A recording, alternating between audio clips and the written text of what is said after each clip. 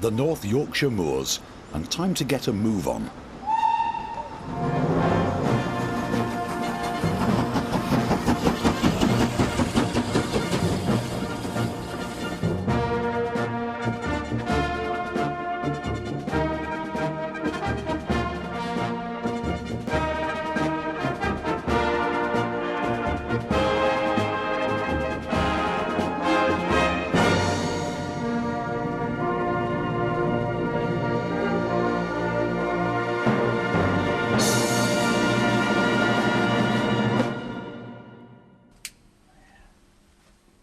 "5:30 in the morning. While the sensible are still snoozing, here in the engine shed at Gromont, they're lighting up some heavy metal monsters.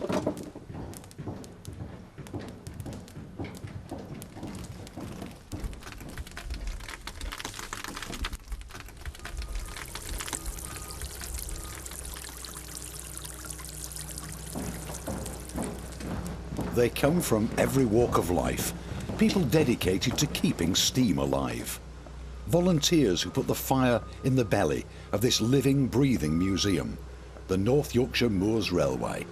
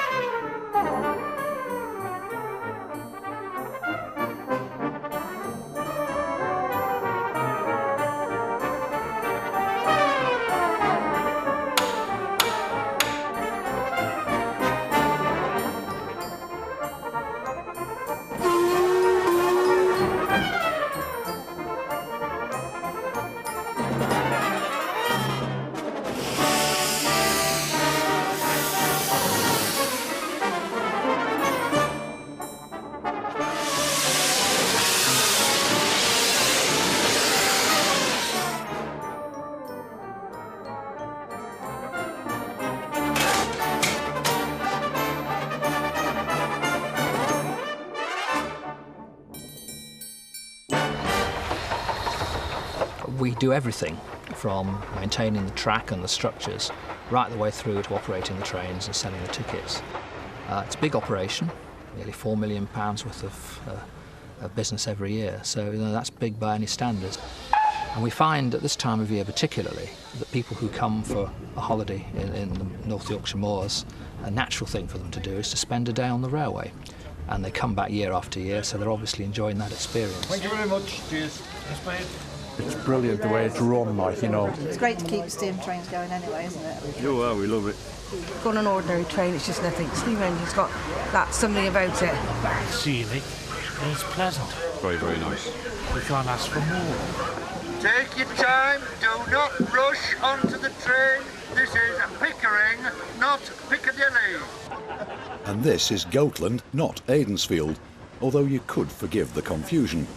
This railway's familiar to nearly everyone, starring in everything from Heartbeat to Harry Potter.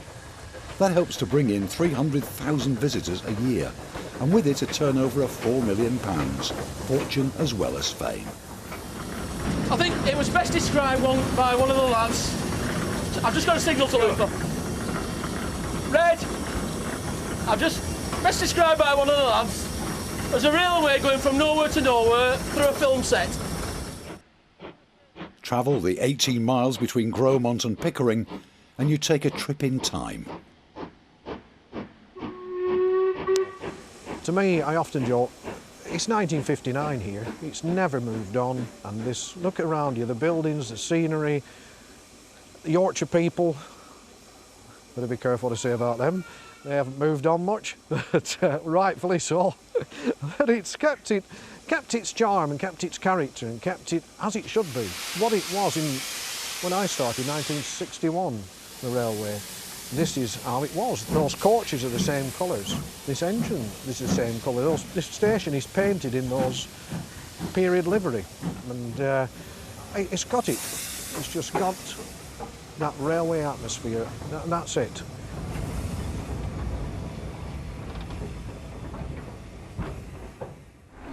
Dennis Wilson's a plumber and a glazier by trade, but a volunteer by calling. Over the years, he's done a lot of DIY here at his second home. I was on this railway when it was, more or less when it was first started. When there was weeds in this track, 6 foot high. No windows in any of these. And the work I've done is unbelievable. I've done plumbing, because I was a foreman plumber. Glazing, as you can see, on all the stations, the Gromont signal box, the Whitby building, the porter's hut, track maintenance, weeding. I think I must be crackers because I love it, you know.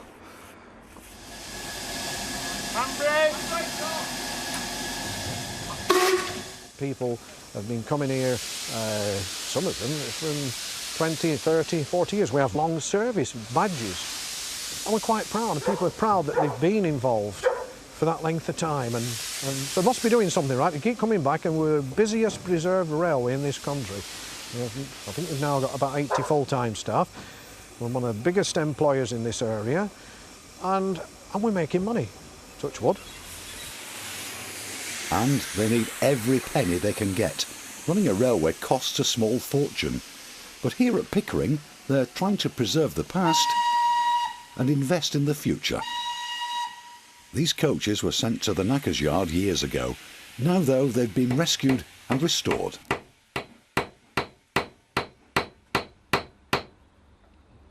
In their spare time, the first coach took them 8 years of work and worry to bring back to life, using skills that were almost lost a generation ago. For the volunteers of Carriage and Wagon, it's been a long and bumpy ride.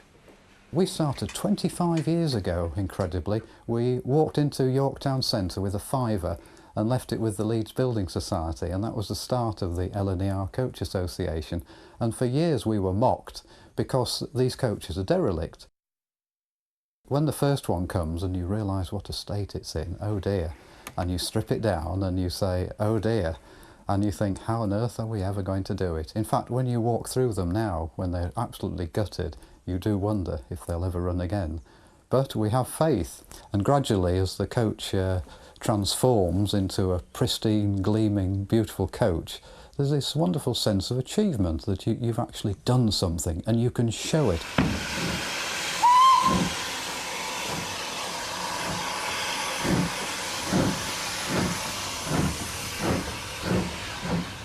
I think the preservationists who do this feel they're contributing to keeping something from the past. So often nowadays, so much when you look around, is what I call modern mediocrity. Like, for instance, modern trains, they are soulless. But once something's 20, 30 years old or older, it assumes atmosphere. And preserving the past allows your future generations to see what's what. A country that forgets its past has no future. I think it was Winston Churchill who said that. And it's very true. You're actually contributing to society by keeping alive old traditions and old artefacts.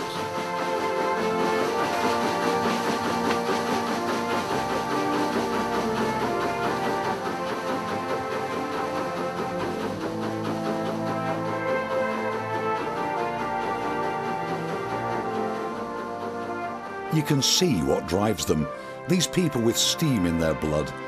The men and women with a passion for the sight and the sound of a locomotive pulling up the hills of North Yorkshire.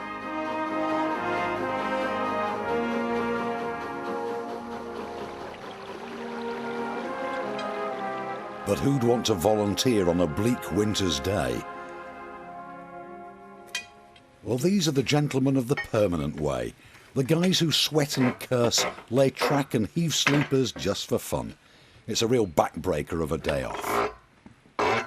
I think this is the time of year when you really sort the men from the boys.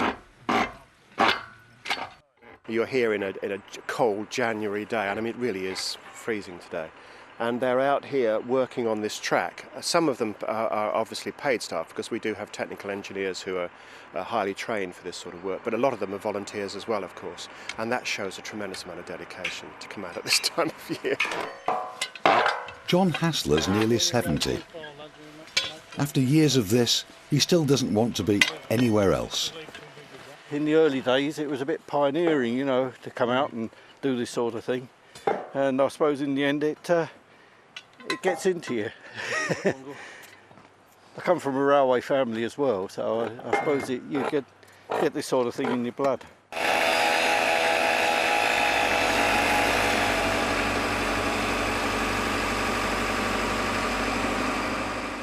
Oh, it used to be a lot harder when we used to carry these in by hand.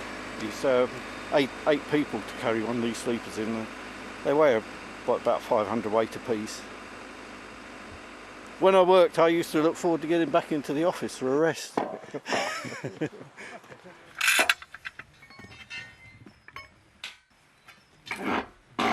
I do an office job, so I'm sat behind a desk most days, so just to come out and do a bit of exercise, and you end up sort of, well, like me, I'm not very fit, so you get sort of fairly knackered fairly quick, but it's just nice to get out, a bit of fresh air and a bit of banter.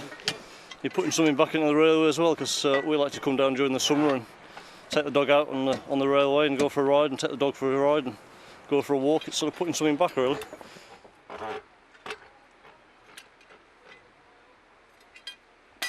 And you know, some people love this line so much that they just never want to leave it.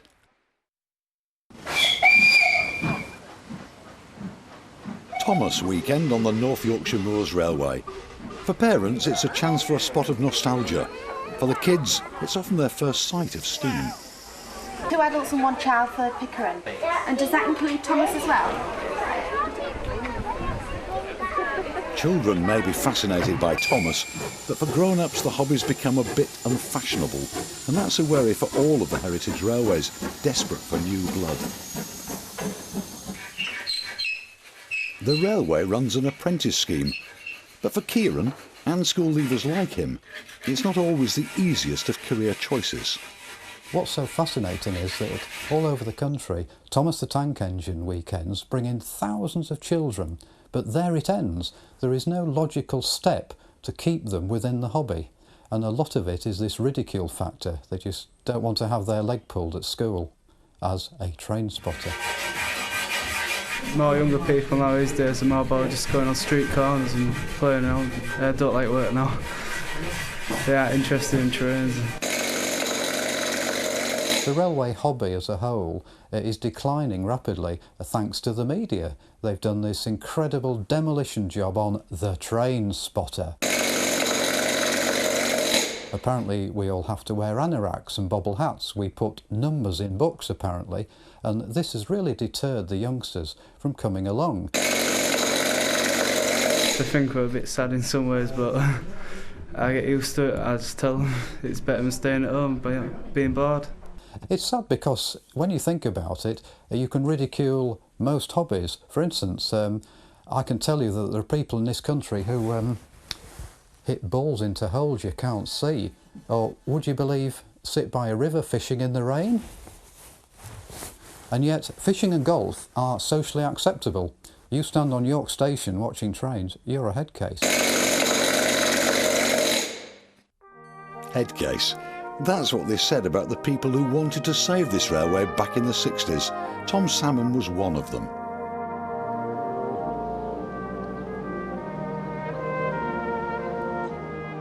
When Dr. Beeching began to wield his axe, Tom decided to try and do something, to try and save the line he'd visited so many times on family holidays. I got to love that railway and love the area. Newton Dale, I thought, was one of the nicest places on earth. And then, of course, years afterwards, and the Beeching plan came up. Not only to close a few railways, but pretty well a massacre of all the rural railways in the country. And to my horror, all 3 Whitby lines were included in the Beeching plan. And I couldn't bear to see the Pickering line go. Tom pulled together a small group of people who shared the same passion, railwaymen who knew the line and wanted to save it. There were 12 of us started it off. There are now 3 of us left. One of them, Tom Salmon, to me, is the father of this railway. If it hadn't been for Tom, I don't think any of us would have bothered. We were railwaymen, and the railway was dying, Beeching was pulling it from together and so forth. But I don't think we realised it. Tom did. Well, it was a tremendous undertaking because we didn't have anything to show. We didn't have a line, we didn't have any coaches, we didn't have any engines, so it was selling an idea. And that went on for the first 18 months. We had to go out, find members, find the funding. We ran raffles, whist drives, jumble sales, sponsored walks, anything that would bring in money. And we also went out and spoke at meetings all over the northeast of England to enrol members, anything we could do to get the message out. And by the time we had our first public meeting in November of '67, that was at Goathland Parish Hall, crowded out and very excited. We'd gone up to 620 members from nothing. Finally, in 1973, the end of the beginning. With a royal flourish, the line was open again. There was happy pride in what they'd done, the joy of achieving the impossible.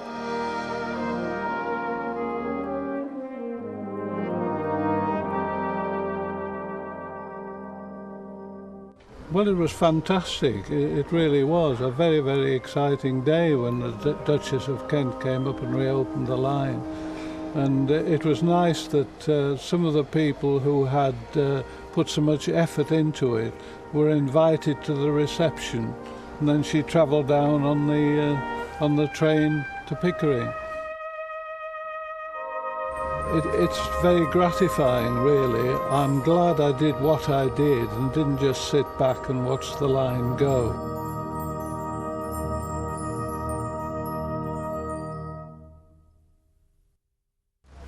This shows life member number 1, my wife's is life member number 2, and every time I travel on the train I can't resist, when I show my ticket, putting my membership card down as well.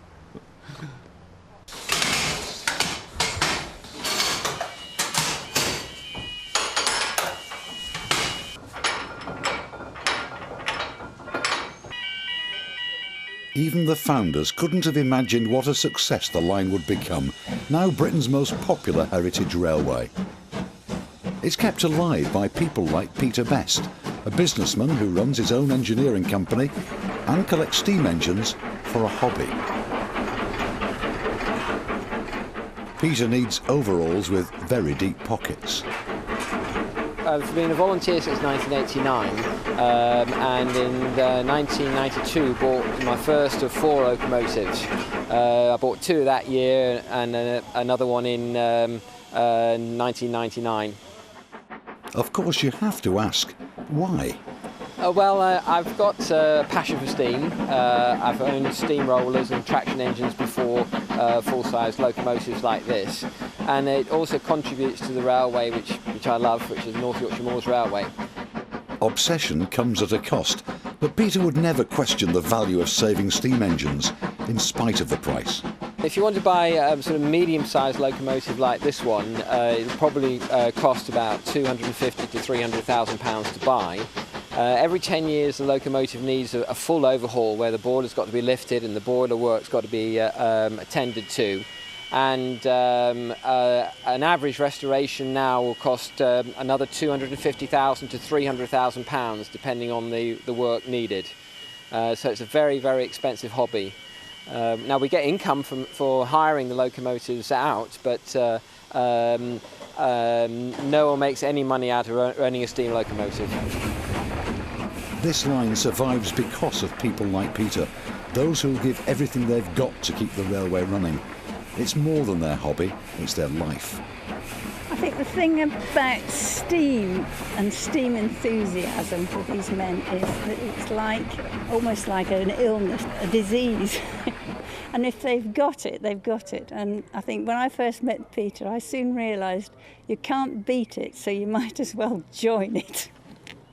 So I didn't never sort of try and resist it. I've always encouraged him and been enthusiastic. He runs a very successful business, and a great deal of the income from it goes into the railway locomotives. I think if people knew just how much, they wouldn't believe it. Ironically, Peter owns 4 engines, but he's not allowed to actually drive any of them. It takes years of training and work as a fireman to learn the skills to become an engine driver. There'll be a lot of sweat and slog, before he can finally take the controls himself. Much to everybody's amusement, really, I'm working my way through the ranks of the footplate department. I'm now a fireman. I'm training to be a driver, but I'm not yet a qualified driver, so it's only when I'm on a training turn can I actually drive my own locomotive.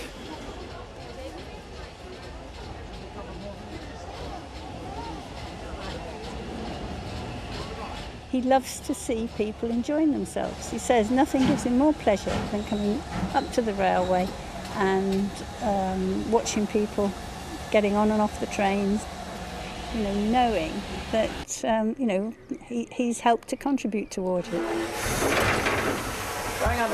The satisfaction of actually finishing a job like this and after 2 years or 2.5 years, 3 years of work, for it all to be put together again, fire put into it, and it becomes alive, living and breathing as a steam locomotive again. It is a very, very big thrill, and I enjoy it to this day, firing it and operating it, and long may it continue, really. As long as I can afford to do so, then I will do so.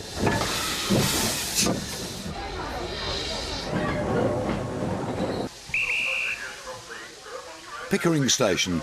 It's the end of a busy summer season for the staff and volunteers of Britain's most popular heritage railway. On Gala weekend, hundreds of steam buffs and day trippers will be grabbing a ticket for the 18-mile journey north to Gromont. Down the platform, they're bracing themselves for a bit of a bun fight. 2 steak kidney pies, 1 leek and potato soup, steak kidney pies. When the chips are down, you can always rely on the ladies of the tea room. On a Gala weekend, we cater for roughly about 1,000 people a day. Not just meals, teas, coffees and bacon butters. We've just sold, I don't know, 50, 60 bacon butters this morning. Well, that's quite a lot for a small tea room like this. There we go, 1 engine driver. Today, they'll be needing more than one. With several engines running on the line, everyone's getting steamed up. And some volunteers have made a special journey.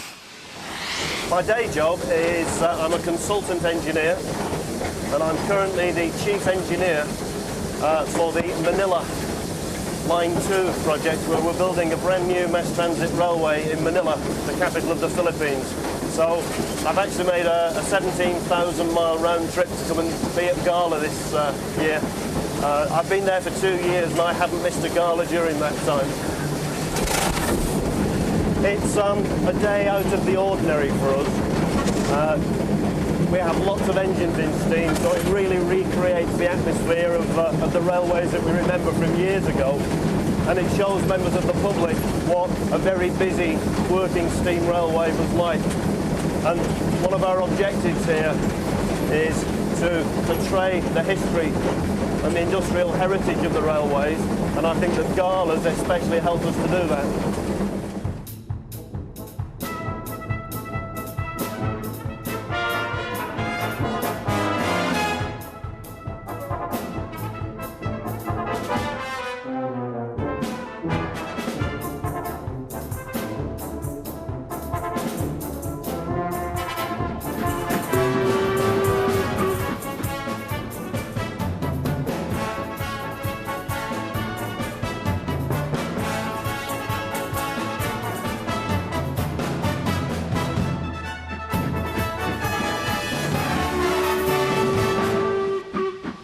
It's a family, and the family is we don't talk about volunteers and paid staff anymore. We just talk about the railway staff. We're all railway staff, whether we are paid or unpaid. And there's obviously got to be a lot of volunteers because it would be uneconomic otherwise. But that family is great because you get people like some of the drivers and people that work in all the different departments. This is their hobby, this is their life. And to see the success of this railway is just unbelievable for them. It's such a great buzz for some of these people. I absolutely love this job. I'm a volunteer here, so I do it for nothing. Excuse me a moment. I like working with steam engines. I also like the fact that locomotive work is a team effort. The fitters in the shed, the crews out on the road, and when you're out on the road during the day, there are 2 of you, a driver and fireman and an engine, and and you've got to work as a team. And it's amazing how the two men in the engine do work together. It's not just two men and a thing. It's a three-way team. But these days, it's not always two men and an engine, as more and more female volunteers climb onto the footplate. Schoolteacher Beth Furness is one of them. She's a volunteer fireman, and one day she hopes to become an engine driver. It can take years to climb the ladder to the top, and today Beth's keen to take some tips from veteran driver David Jackson.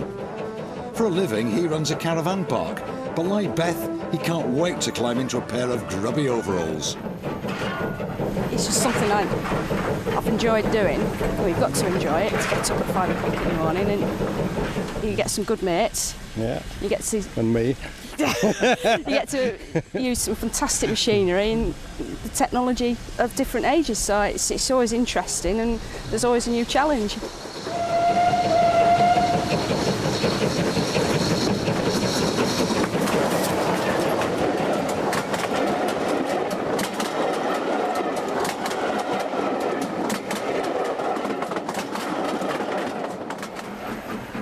It's like anything, you put your hours in, and hopefully you start learning the job, and the drivers quite often let you have a go on the regulator once you can prove yourself on the shovel, as it were. And as time goes on, you get more and more competent as you're driving, and eventually you start getting put forward for exams and everything. So yeah, in the future, that's what I'm hoping for. I've only been a year on the job, so I'm still learning the fine art of getting it right. So. She has a very big shovel, does Beth. Bigger than most firemen have. She brings her own. I do, yeah. And it's a joke because a lot of these old firing shovels have BR stamped on them, or LMS or LNER. Beth's has JCB stamped on it.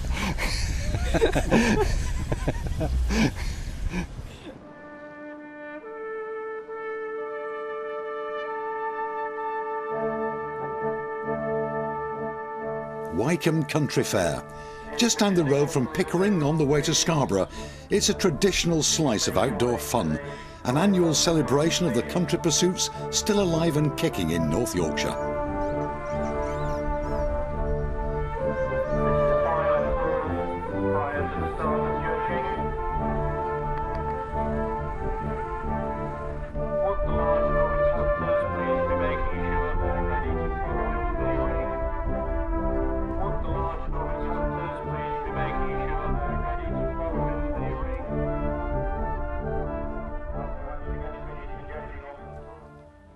Right, get on, Ted. The railway's catering manager is Paul Brown. Get on. Today he's giving his dogs a day out, competing in one of the show's gun dog skerries, where Ted the Labrador has to sniff out a hidden decoy. Had him just 2 years now, and I spend a lot of time where I can training him, and friends are involved in shooting, and I spend as much time as I can with it. Ted! Either on days like today at country fairs where you're doing gun dog scurries, or just, you know, out myself down the fields with dummies and finding, retrieving, whatever. Hey, no, yo! Shift them branches. Come on, Ted. Although it's in the countryside, the railway, it's working on the trains and in an office. And this really does get me out. It's one of my only interests, really, outside of work now, being with the dogs and down the fields with them. That is my life. It's something to look forward to at the end of a 9 to 5 or a 3 till 11 in the evening. You know, I still always stop and go down the fields late at night and give them a run out and work them on the whistle, stop them chasing rabbits and whatever, and it's a great feeling. Right, Ted, get on. Ted's a young dog learning new tricks, and Paul's still getting to grips with competition too. There was faults, a number of faults. Obvious one was where he cocked his leg in the bushes there, and he sort of made that his post. Unfortunately, with dogs, it can happen a lot, you know, and you've got to try and stop them before they do it. You know, he's only 2, so he's got a long way to go, and yes, you know, he's doing very good. And Paul, maybe a little bit too verbal. Ted, get back. Go on. Ted, get back. Oi, psst, get back. We like the dog to do all the work and the handler not to interrupt too much. Where is he? Get back. Go on. Hello, where is he? Has he got it? You know, there are times the dog needs help, but maybe Paul interrupts a little bit too much.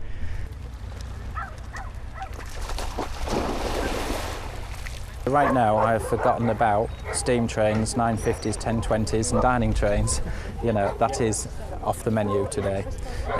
Tea time I will start thinking work again, but today whilst I'm with these dogs, you know, it is their day. They spend a lot of time at work or at home having to just wait around, and today it's their day, so give them a good day.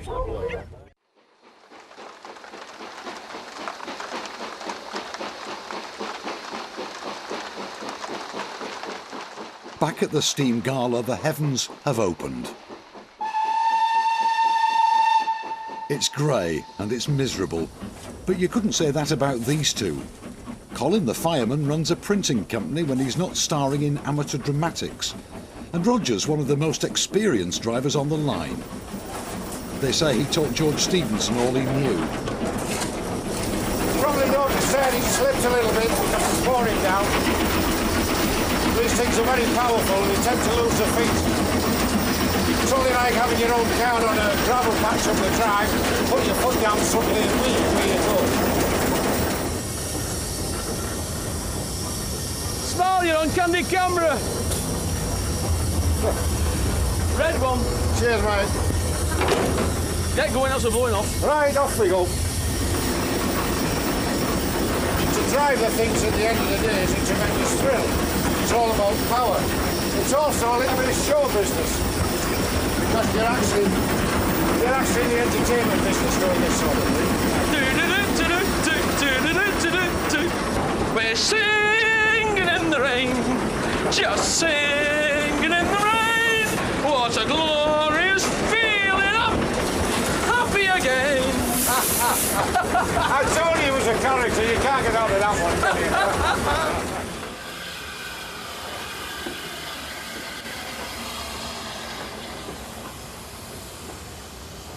Meet Oliver, the station cat at Levisham. On the North Yorkshire Moors Railway, every station has one. And like everybody here, they've got to earn their keep.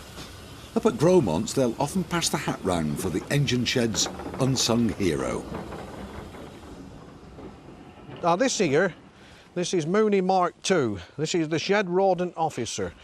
Might look quite friendly and approachable, which it is when it wants feeding. There we go. It came as a feral and we've managed to tame it after about 9 months. But it kills all the vermin round here, both 4 legs and 2 legs. Keeps the population down. Its predecessor is buried over there, where that cross is down there. There was Mooney Mark I. That's not it really, that hasn't got rigor mortis, that's a stone one there that we've set in there really. It did look like that.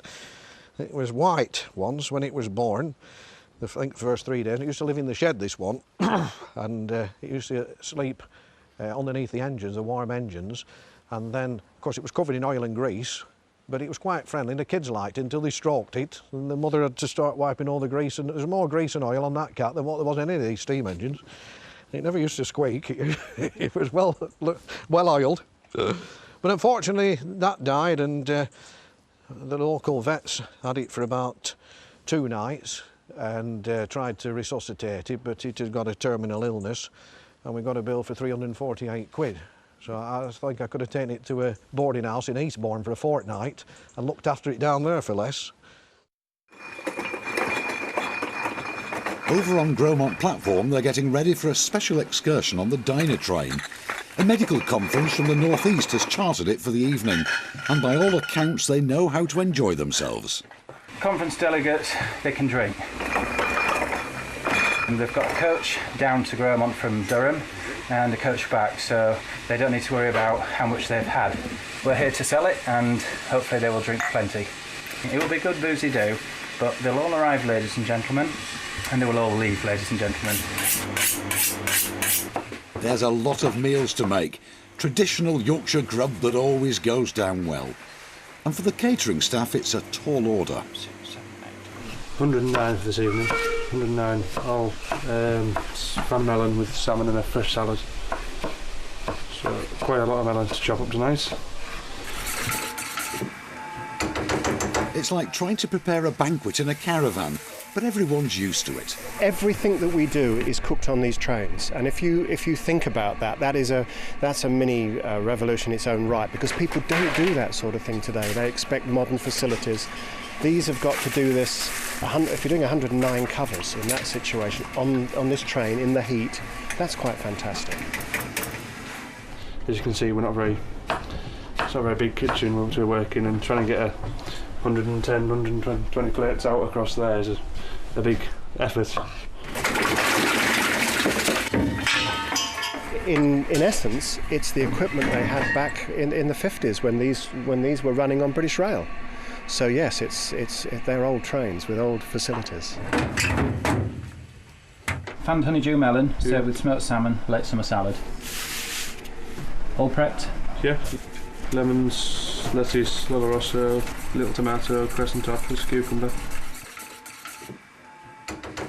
Horseradish sauce. We'll get Glenys to put out 5. Rather than messing around filling up, we'll put 1 for each carriage, which we'll serve at the table, and have an extra one there just for the quick backup. Everything's prepped up. Your apple pie's out the oven now. Cheese is all sliced, and we've just got to whip the cream up and slice some apple for garnish.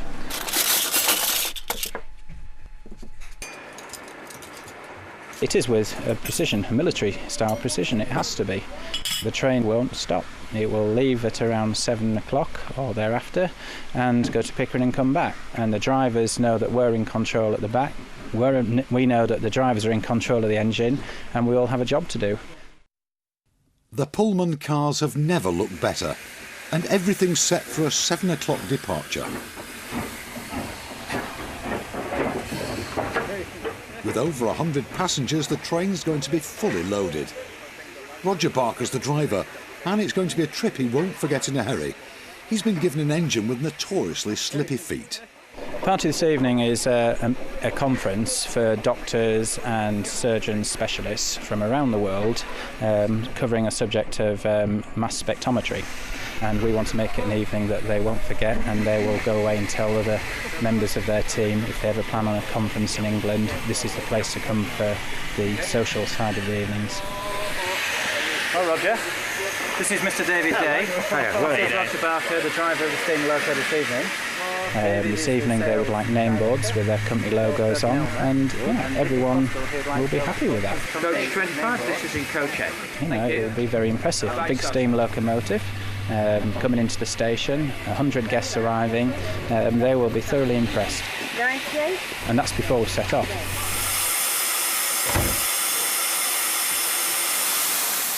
With the light fading, Roger's keen to get off. His fireman's one of the best there is, though.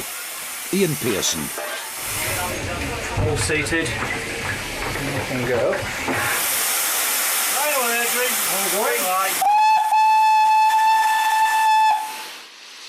Finally, they're off, and it's straight out of Bromont and up one of the steepest railway hills anywhere.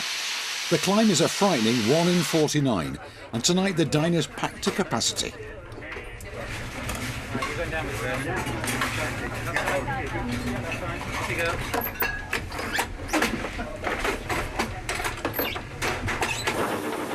Up at the front, they'll soon be running into problems, big problems. Another red. Right, that's 73 bottles out to start with then, all right?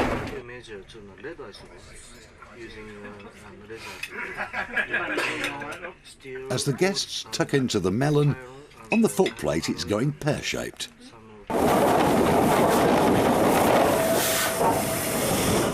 Repton's slipping on the line, and the hill is starting to feel steeper and steeper.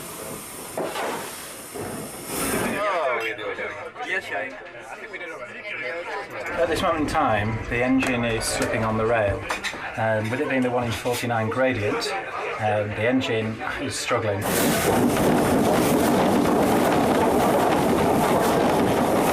We believe that it's also people doing the Arriva training on the line, and the Arriva train, the 153 I think it is, diesel unit, is doing some form of testing, and it literally uses, I believe, they refer to it as like soap on the line on the rail for doing brake testing, and that could be part of the problem as well.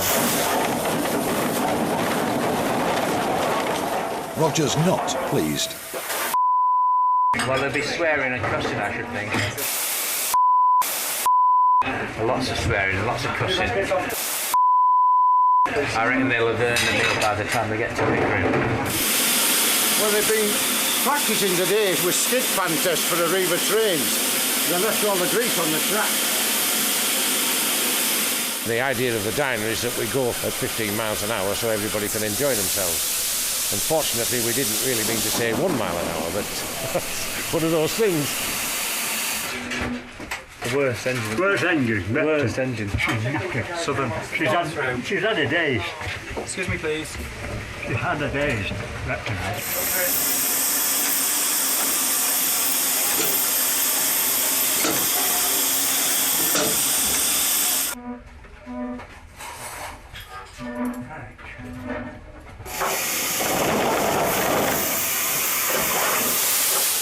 For countless minutes, Roger tries to coax this awkward old lady gently up the hill.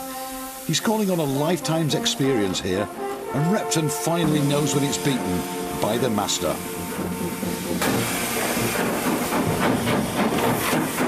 We will not be defeated at this time of night.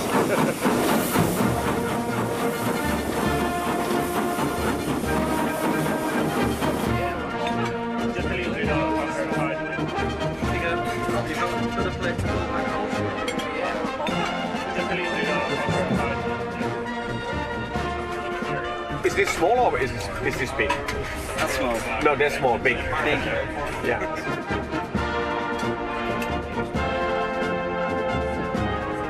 I've enjoyed it very much. The dinner is excellent. The train ride is very good. I've enjoyed getting onto the engine and taking a look at how it runs and all the gears and stuff. It's quite neat. So the evening was very nice. Very nice. Very nice. It's very British. To me, unfortunately, the British are somewhat more conservative in things, and they tend to love the old traditional things. Canadians tend to throw out the old and replace it with new. And so to maintain something like this, to me, is very British. It was nearly a disaster, but now it's a triumph. For the staff, there's a pile of washing up. But for the diners, it's time for a nightcap. 15 brandy, 15 Glenfiddich, and 15 sugar. We've got a lot of cleaning up to do. There's a lot of bottles to be counted. Clean the train down. Pans, kitchens, ovens, a lot will be done before we go home tonight. I reckon it will be midnight or just after. When I finish here, it's easy to put my feet up, but the 2 dogs, those little boys, they want to get out and about, so I will take them down the field so they can chase some rabbits.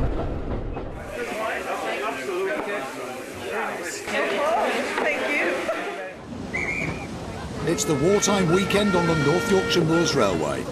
Nostalgia's big business these days, and record crowds are queuing up for a taste of the past. Take your time, do not rush onto the train. Let people get off first. Every year there's a military invasion at Pickering, with thousands of tourists and hundreds of reenactors turning up to relive the sights and the sounds of the Second World War. This little town's heaving with people, spectators crammed into every corner.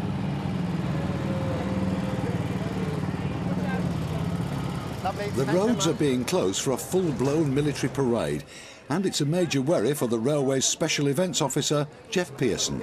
There could be anything up to about 700 reenactors and probably 30 to 40 vehicles,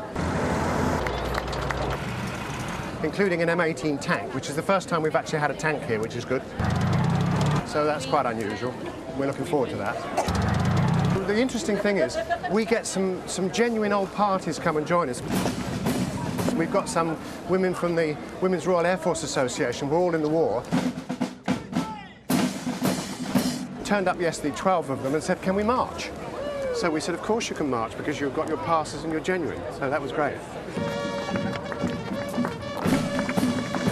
It's tremendous business for the railway. I mean, I don't like to sort of just stress commercialism, but it's very important for a railway like ours to make as much money as we can to plough back into the infrastructure. It's getting very old now and we need to replace a lot of stuff. So every penny we can make is vital.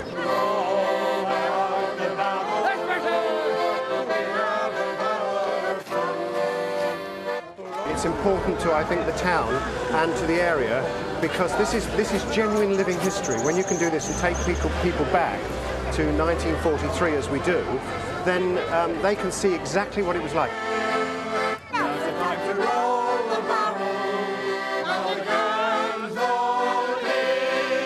We want people to have fun, because actually everyone we speak to who was in the war will tell you they had a lot of fun as well as a lot of heartache. And they like to remember the fun that they had. And there was a sense of community at that time. Everybody, come on!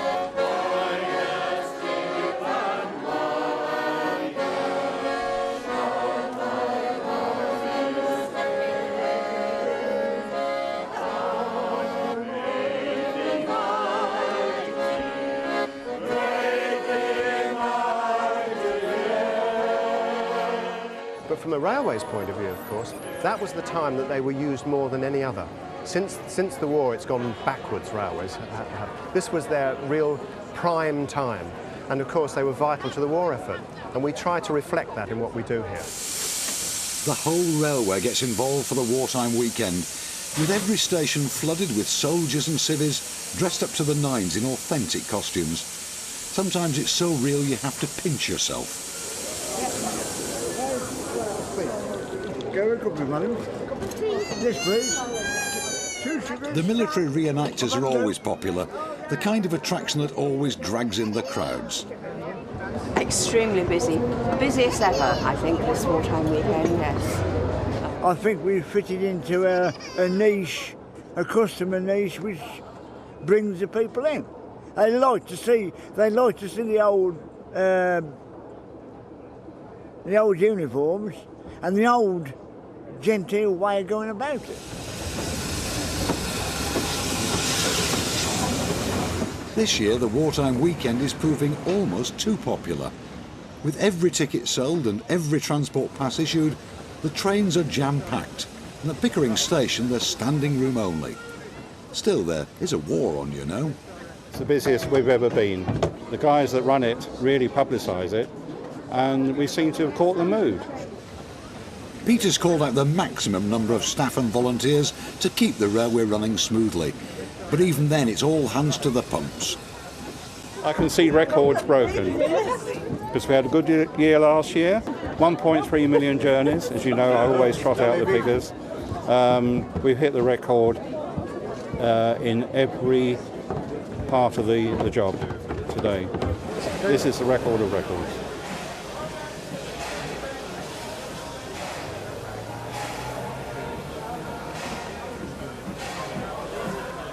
We started this off about 30 years since to commemorate the lads and lasses that lost their lives in the war, the railway people. And it's built on this fantastic, can't believe it. And now you've got Pickering absolutely chock-a-block with vehicles, people, and I must admit, this is the thing I like. The ladies' dress, I think it's the finest dress that we've ever had. You take all your modern ones and old-fashioned ones, the war years, I reckon, around the war years, were the best ones. Do you like that one? I do. No, I prefer that one. Every reenactor likes to wear the proper gear, and at Pickering there's a roaring trade in glad rags from the 1940s. Sadly, not at wartime prices. I think that's the better one. Yeah, and it does look nice. It's a nicer suit. That is nice, but that's just nicer. We like that one. Yeah, I think so. Yeah. That one and that one. I'll go get changed now. Give those to your husband and then I'll sort you out. You get your credit card out, darling. All right? How are you with your... Good morning to you. How are you well? Yes, not bad at all. Lawrence, you are... All morning the troops have been reporting for duty and signing up for the military parade. Nice to see you on board again. We're over 800 strong this year, so the parade is going to meet itself coming backwards. All right. OK. Enjoy your day. See you on parade, sir. The march past is an evocative mix of enthusiastic reenactors rubbing shoulders with genuine veterans.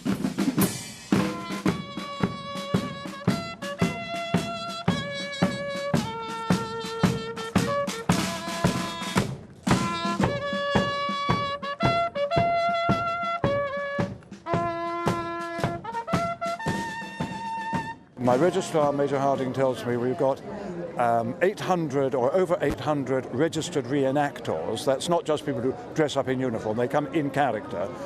And we have 87 vehicles, civilian and military, but it's a big job.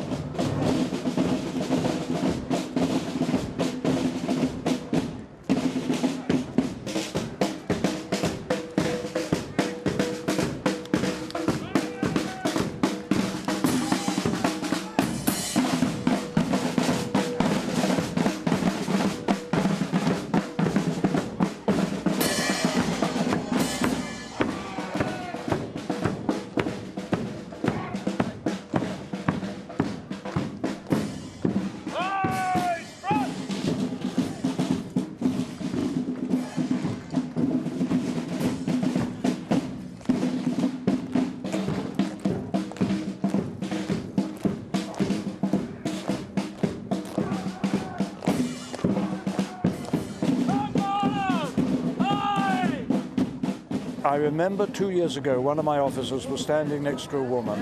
As the parade came down, the woman turned away, and she said with tears in her eyes, "I can't look, I can't look. I was here when they walked away that other time," meaning 1943, 44, when the people who trained in this area and were made so welcome by Pickering people marched away to the station on their way to Operation Overlord, the invasion of Europe. And we don't set out to make people cry. But if we make them remember, we got it right.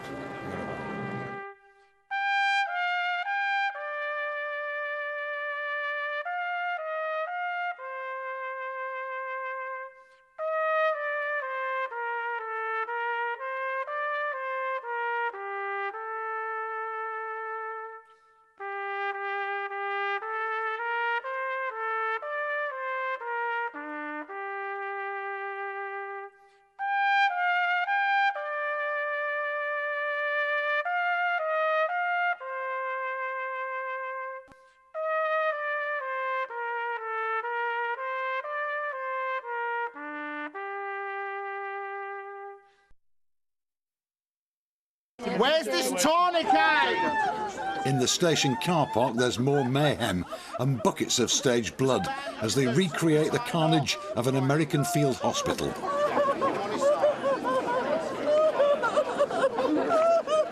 Basically what it is an airman that's come down about a mile away from the town, a pilot.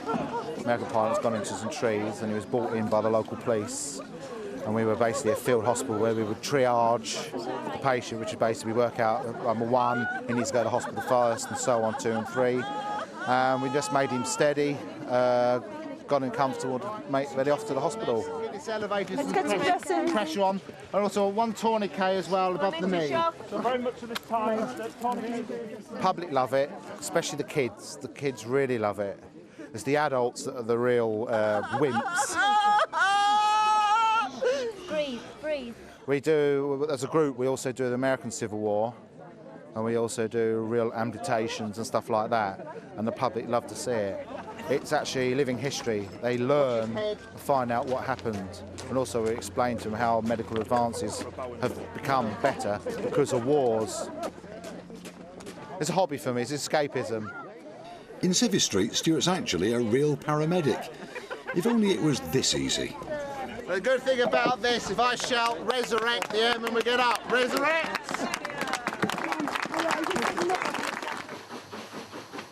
For the wartime weekend, every station's under siege.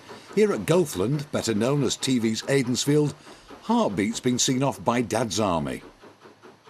We have an air raid. You enjoyed it? Oh, yeah. For the gentlemen of the Home Guard, life's a bit quieter down here, away from the crowds, but there's still a genuine commitment to show what their fathers did and remember why they did it. I think these days there are a lot of people who don't really fully appreciate how we achieved our freedoms in this country. It's had to be protected all these years, and especially the Home Guard, amongst the rest of the troops, helped to preserve that way of life. And as I say, I think it's something that's too easily forgotten nowadays. Back in Pickering, a cause for celebration.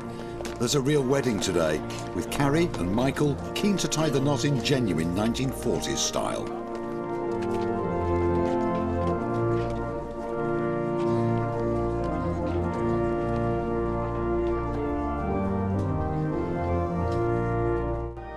The Reverend Yvonne Baker, the wartime weekend coordinator, is back to his day job. But meanwhile, down the hill at Pickering Station, they're having a spot of bother.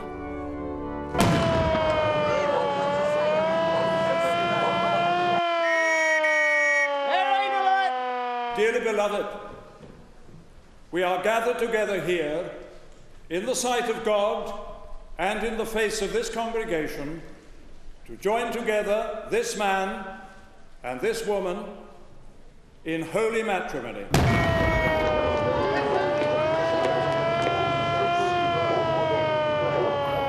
If any man can show any just cause why they may not lawfully be joined together, let him now speak, or else, hereafter forever, hold his peace. Hello? Anyone in there? Tony Bryan and his family relive the Blitz most weekends, fighting fires and manning the pumps at the drop of a helmet. They're serious about detail, though, and this air raid is as accurate as they can make it.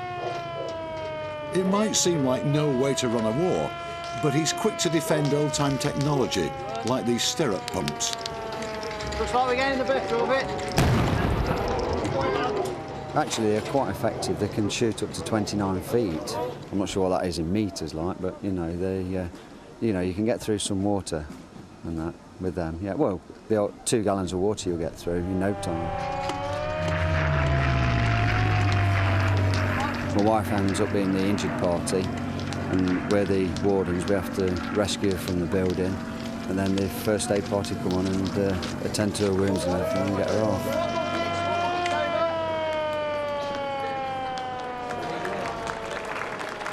For the crowds on the station, it's a fascinating sideshow and seriously good fun all round.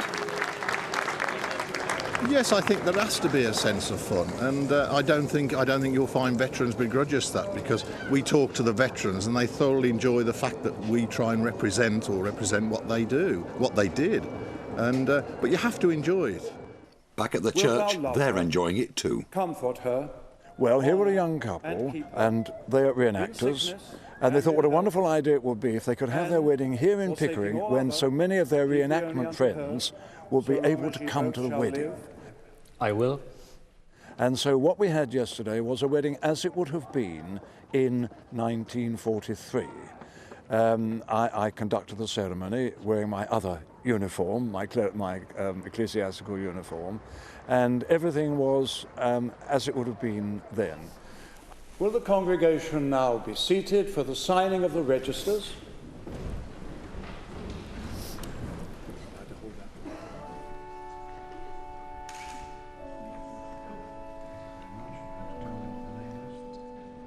I did have somebody say to me when it was being planned, how do you feel about the bridegroom and the bride coming in 1940s gear, as a clergyman, how do I feel about it? I said, well, it makes a welcome change from the bridegroom coming as though he's dressed for Royal Ascot and the bride coming as though she's dressed as a medieval princess. We dress up and we call that the normal thing for weddings, but it's dressing up, it's reenacting.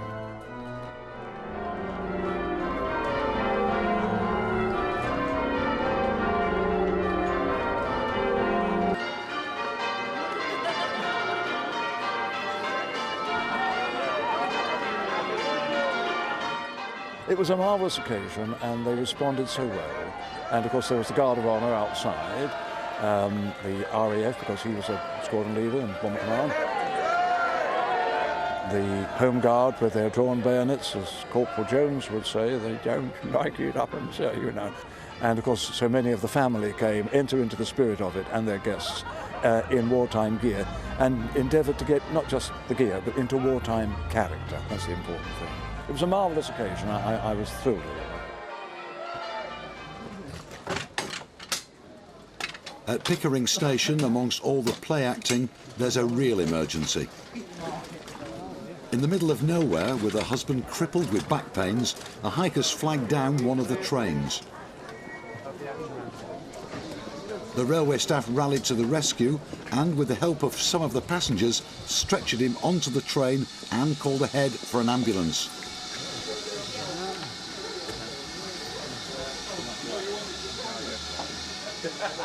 Now Stuart and the other paramedics are rushing to get him to hospital in York.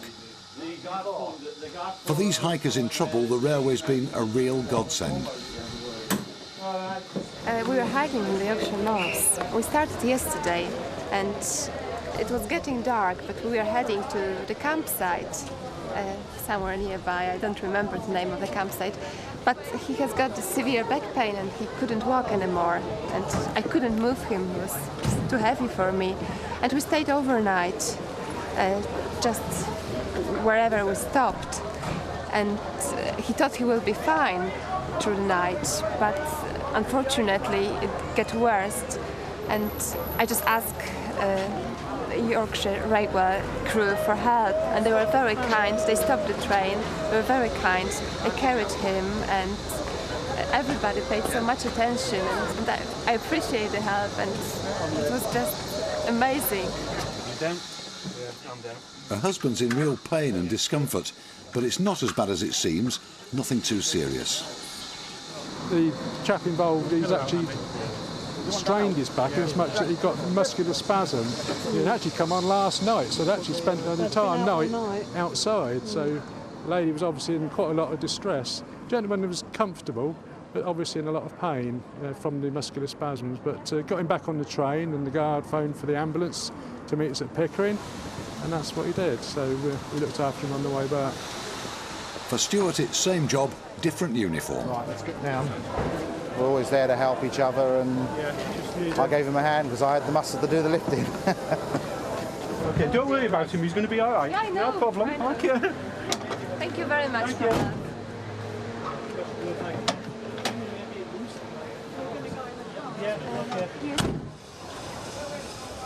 Amongst the noise and the fun, there's a chance to reflect on the price that was paid by those on the home front. We meet this morning to pay our annual tribute to the railway workers who were killed by enemy action whilst performing their duties during the Second World War. The railway workers did not have to go to war. War came to them, and with it came death. Whilst others forget, we remember. We will now lay our wreath in tribute.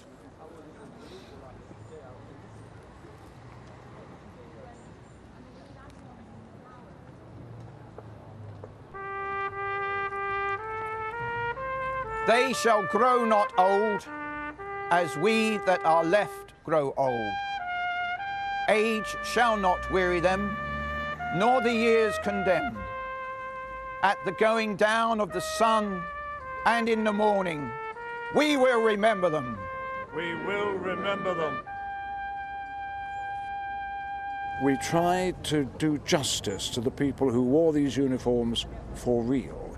Somebody called my unit some time ago. They said, really what you are, you're living war memorials. And I thought, yeah, we are. And we're proud to accept that title.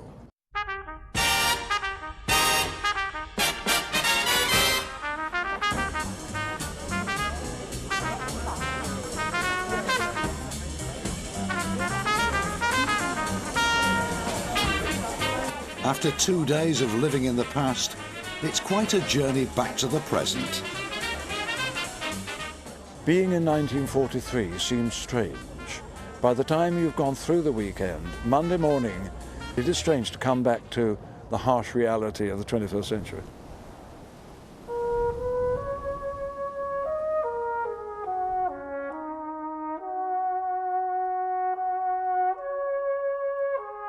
Tucked away in a valley, Levisham Station is miles from anywhere.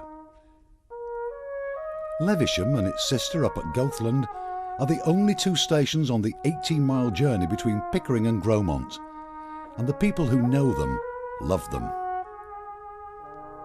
Levisham, though, is lucky to be here in the first place. The station here was built as a quirk of fate, really, by the local landowner. Landowners have played a major part in where railways can and cannot go up and down the country. And in this case, the local landowner owned the house next door, and he said, well, I'll let you buy some land off me, subject to you building a station for me. And this is why Levisham Station appeared here, in the bottom of the valley. The landowner concerned was the Reverend Skelton, who was the local churchman. He was also a little bit of an oddball at times. He built a folly on the top of the hills here where he could write his sermons in peace and quiet while contemplating the countryside. The folly is still there, yes. Not quite as good condition when he will remember it, but it's still there and it still provides a commanding view over the valley where you can still watch trains going past now, very much as he did 150 years ago.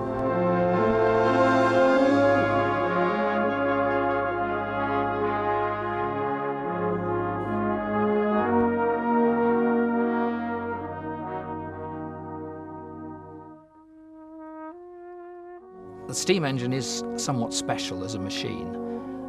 Somebody said that the steam engine is the nearest thing that man has created that is a living being, and it's a fascination that's enduring, and it seems to be enduring through the generations.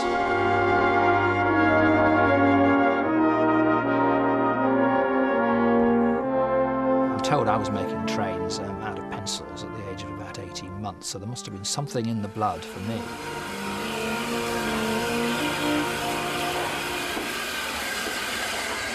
We haven't had steam engines running on in service on the national network regularly now for well over 30 years. But I believe interest in railways still remains one of the sort of top pastimes and leisure interests in this country. We're delighted to be able to serve it and to foster it. It's a busy day at Levisham. They've got visitors, a brass band from East Yorkshire, and an audience to fill the station and the coffers. The railway's summer concerts are a rare treat for this quiet place. We have had people get off the train and turn to each other and say, "But there's nothing here."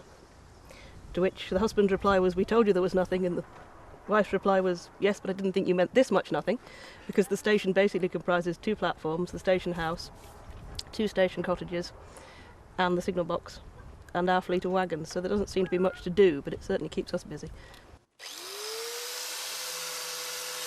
Beth Sissons loves this part of the world.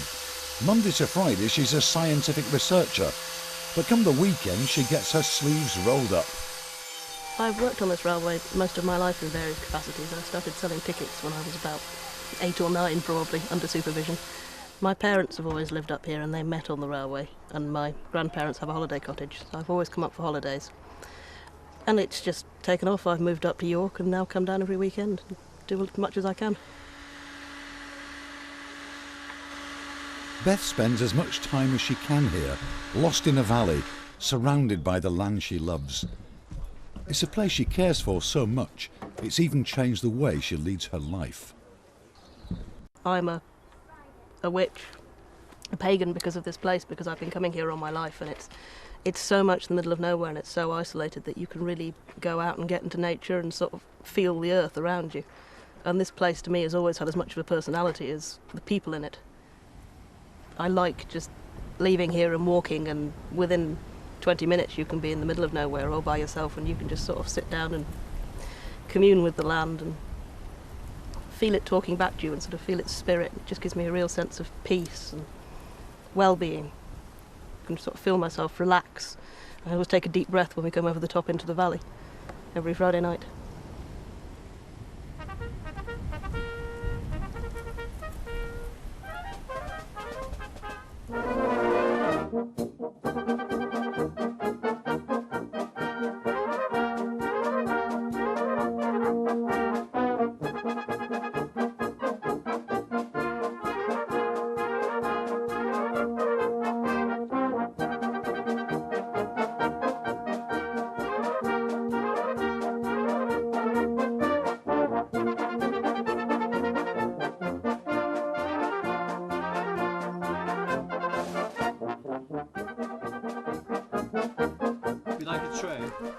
When there's a bum fight at the tea hut, you'll find this lot leaping to volunteer. They're the Amer family, called to the counter by a common passion. We're all trained, man. Yeah, it runs in the family. But we hardly ever manage to listen to the band because we're so busy. You wouldn't think my wife was a train buff, would you? She's under special sufferance. Because when I first met her, I showed her a photograph in my bungalow and I said, "What's that train?" It was going over a viaduct in Huddersfield. She said, "It's a Black 5. I said, "Blimey, you'll do for me. Come on, let's get you roped in with trains from now on." That was 20 odd years ago.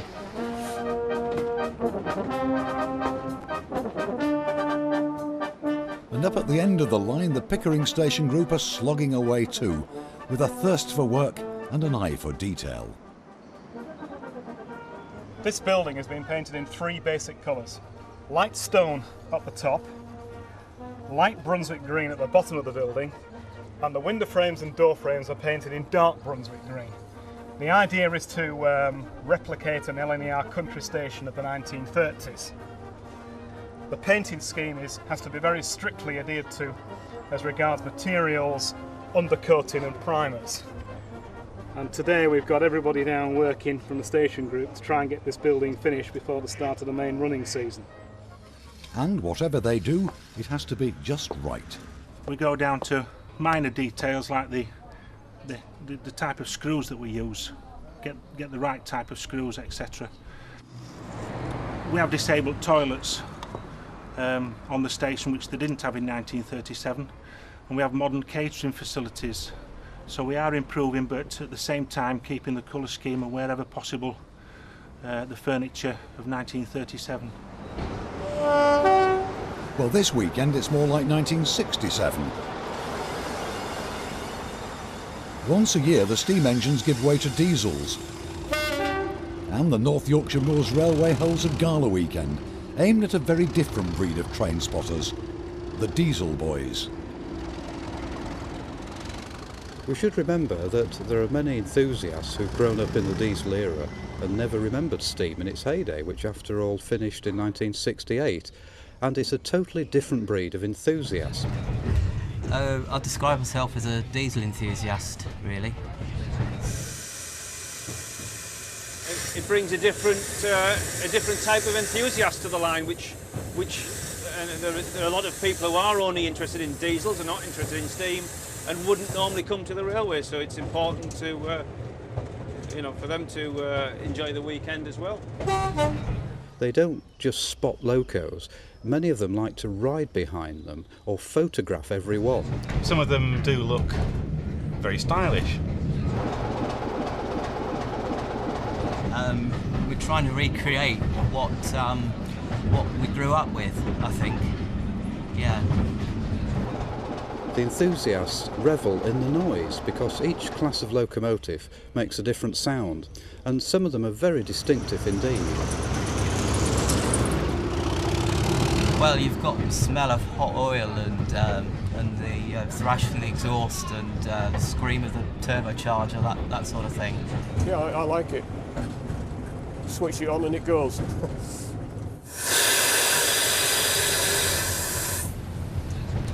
On the whole, a steam enthusiast likes a steam engine. They may have a preference for LNER, Great Western, but if it chuffs, they're happy. Diesel enthusiasts are very blinkered.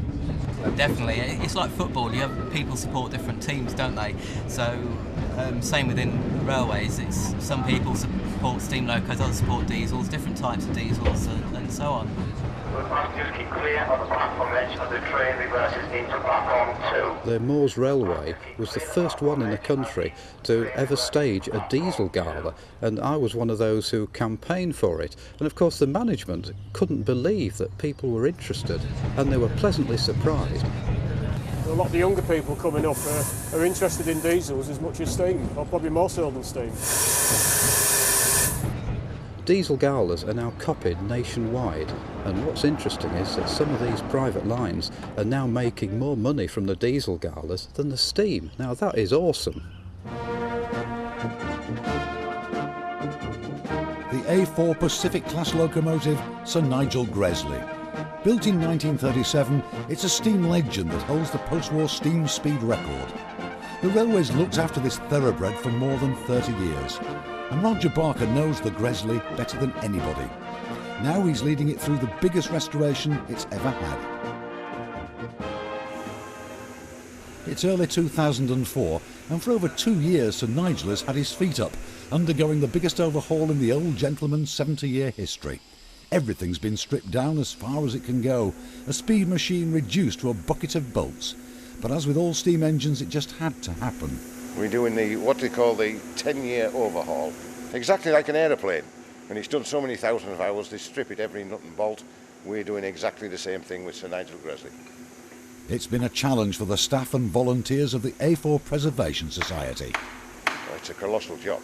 Because as the locomotives become older and older, you get metal fatigue, and you've got to check more parts, and there's some very strict rules to work to. And because this engine is certified, or will be again, to run on the main line, everything's got to be absolutely, in layman's terms, spot on.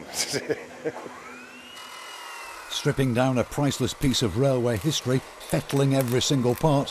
When it's finally finished, it'll have taken a very long time. 3 years. We'd hoped to do it in 2, but we met problems that really, and additional costs, because till you strip a thing, you have no idea exactly what's to be done, especially with the boiler. Everybody starts out with good intentions of what you can do, but you usually can add about 12 months on to what you normally think you're going to do it in. We're hoping to have it completed certainly by the end of the year. That's what we're aiming for. We took the bull by the horns and said it would be ready for this Christmas just gone, but I'm afraid things have overtaken us.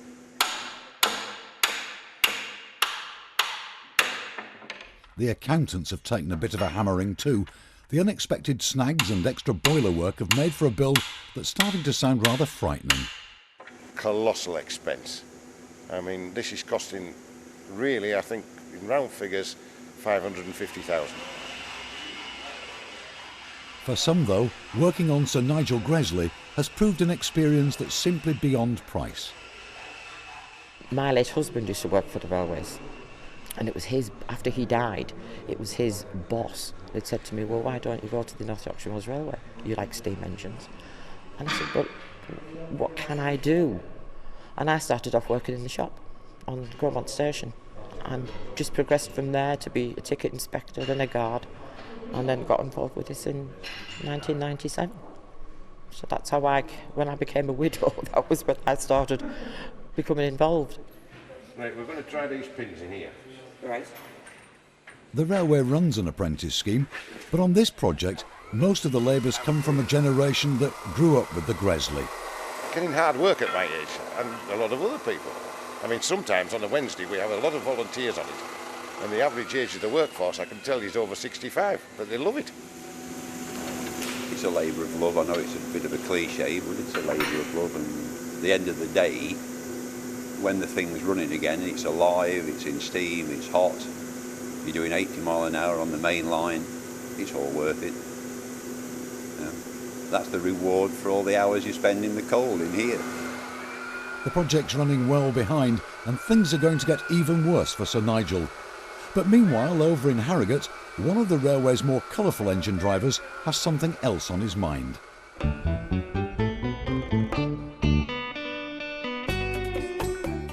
This is jiving John Middleditch. When he's not down south driving commuter trains for a living, he's taking lessons on the dance floor.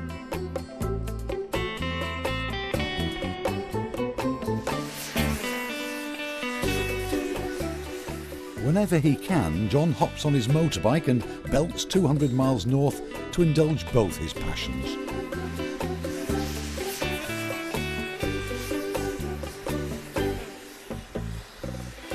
When I was young, about 17, 18, I used to go dancing, and the rock and roll was just finishing, and the sort of gawky disco dancing was just coming in, and I've always wanted to be able to jive, always. I just sort of did what everyone else was doing in those days, sort of jigging about. And then I decided that I was really going to do it, I haven't really looked back since. That was, I suppose it was about 7 years ago. It's a fascination with trains that's been with him since he was a kid. What is it that attracts people to steam engines? At different ages, it's different things. As soon as you're 2 years old, you know that it goes chuff and bits on the outside that go round. And then as you get older, there's different things that you look at.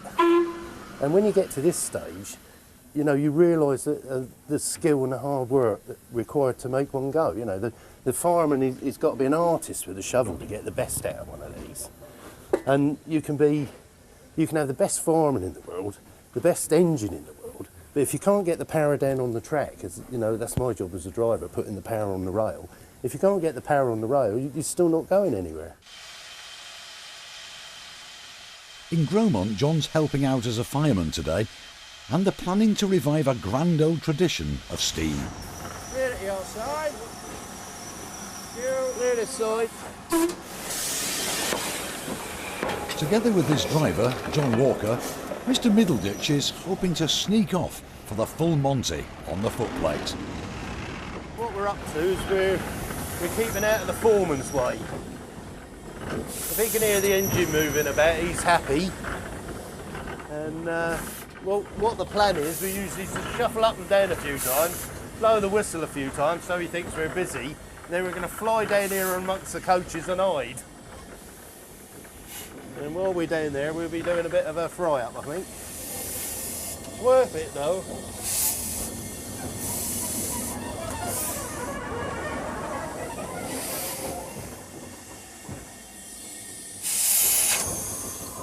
That'll do us. In the days of steam, this used to happen all the time, and it's a tradition they're only too happy to honour. We've got to now turn this into a non-stick frying pan. We've just spread the oil around, now we've got to get it hot. Come on, hurry up. Here comes the bacon. Oh, at last. At last. How many slices do you want, John? Oh, 2 will be fine. Okay. Yeah. Once the foreman smells this, we'll be in trouble. He'll be coming out the chimney now. He's not coming, is he? Not yet, no, we're all right yet. This is the sort of thing that blokes with shunting engines would do. On the main line, you've got so much draft up the chimney that you can't keep the bacon on the shovel, especially with someone like him driving. The draft from the chimney will literally take the bacon off the shovel and it will go up the chimney and fly in the air. It will indeed. You really want to be standing still to do this. I believe on the Midland at one stage they were drilling holes in all the shovels just here to stop this sort of thing. So yeah, they don't like it. Come on, Nigella, hurry up. Let's yeah, I'm doing my best, done. Pet. Yeah. On an engine, if you don't help yourself, no other person's going to do it, are they? Nope. It's you and your driver against the world. Right, now the most important part of the job is the eggs. This one. Oops, good fingers. Like my eggs runny, John. Runny? Yeah. I like mine runny too. Yeah. This is the other one. Thank you.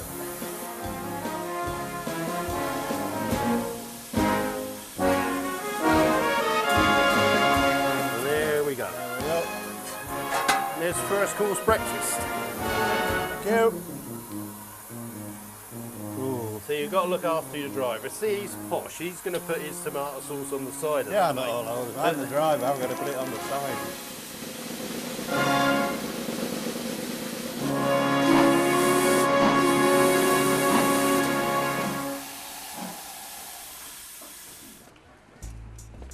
Welcome to the Crossing Club. At the end of a long day, this is where the footplate crews wet their whistles, and it's a regular home from home. Well, what you see now is all our own work. We knocked everything down, practically rebuilt it all. We've built all the cellar, the toilets are ours, all the decorations, beams, the ceiling, everything was done by our own hands. The bar, quite proud of, we built that ourselves, and we didn't realise just what a commercial success it was going to be, really. I didn't realise just how many drinkers and alcoholics there were in downtown Gromont. It's kept us going. Question 3. In the song Oh Mr Porter, where did the singer want to go to? Yeah, we just had that one. As you've probably realised on this railway, it's quite warm work, especially in summer, and you do lose a lot of moisture. you're shoveling a ton at a time on a round trip, ton and a half, depending on the loading. You've been up and down on, hooked and hooked on. You've done a good day's graft, so you're ready for a pint, and it tastes beautiful. Does it?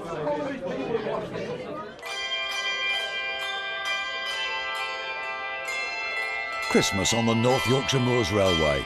The handbell ringers of Levisham and Lockton, better known as L's Bells.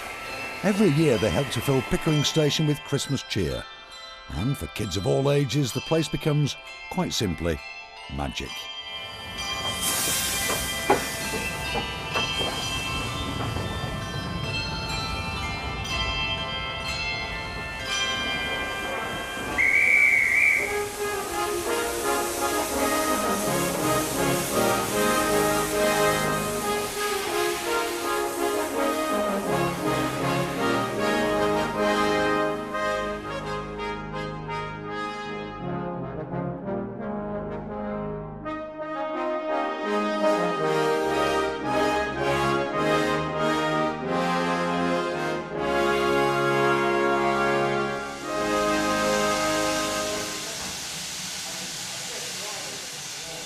Driver John Fletcher and fireman Brian Carter check in for a Santa special. Oh, hey Brian, all right. Hey. Oh, a bit nippy out there. What are you doing at Christmas? Have you all planned or? Nah, just stay at home and just be a good lad. What engine have we got today? We'd go and have a look over there, mate. Standard tank. And the tank. Oh, 80135, eh? Well, they've altered it round. It was Repton, wasn't it? Repton, yeah. Oh, well.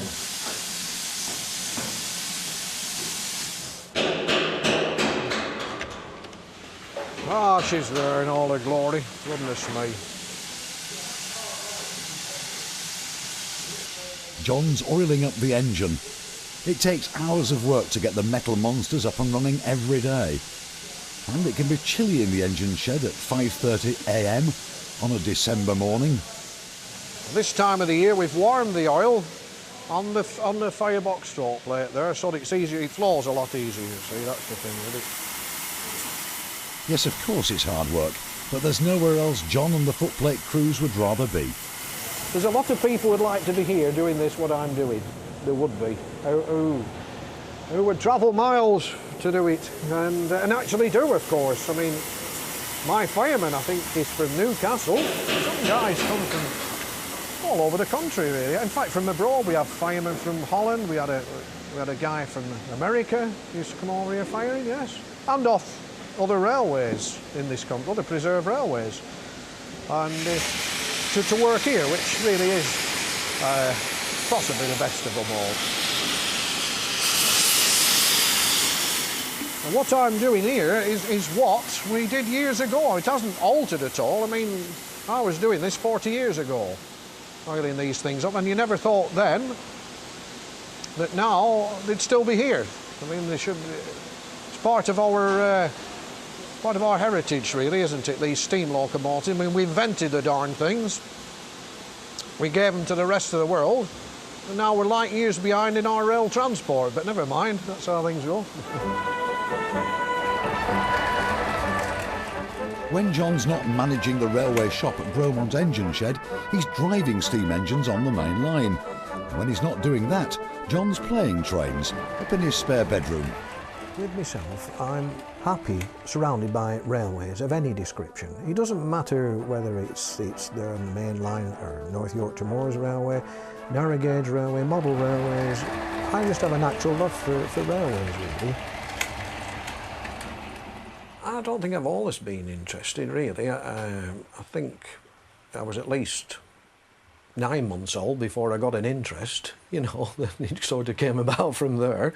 But I seem to have been interested in it all my life, really. When a youngster, like model railways was the thing, yeah, I'd spend ages just going round to the railway stations and taking engine numbers and going, and on a weekend go out on with bikes, push bikes.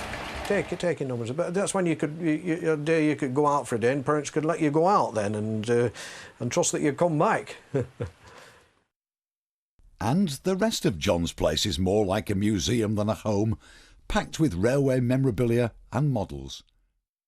I mean, it has probably got a bit over the top, really, but it's like a ruddy museum, and I feel like one of the exhibits, really. I know I've told them up there at the railway, if they find me one morning slumped over at fireplace, I'll have to be stuffed and mounted at the doorway and just taking me £1 admission fee. You just put it in a box. You know, like when the dogs died on the stations, and they stuffed and mounted them, and you put so much money in.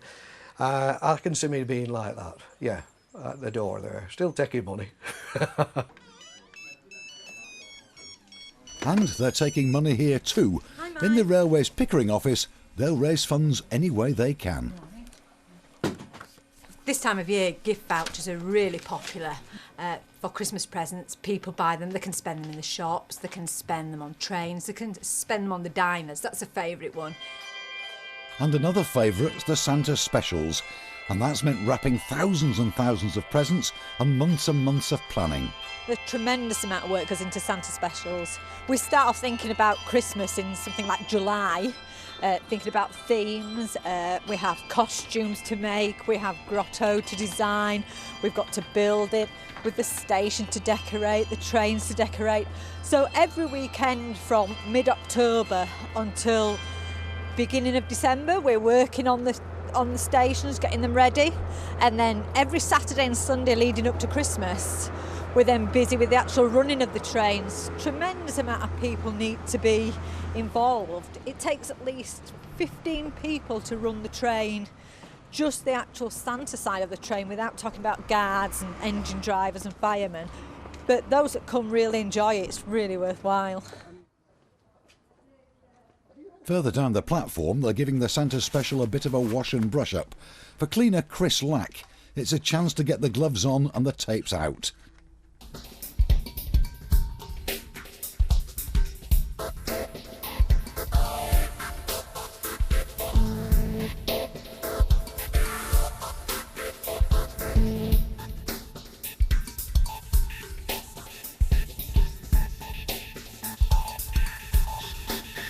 Jack is the other cleaner at Pickering, and when she's not on the trains, you'll find her down the road, dishing out the chips.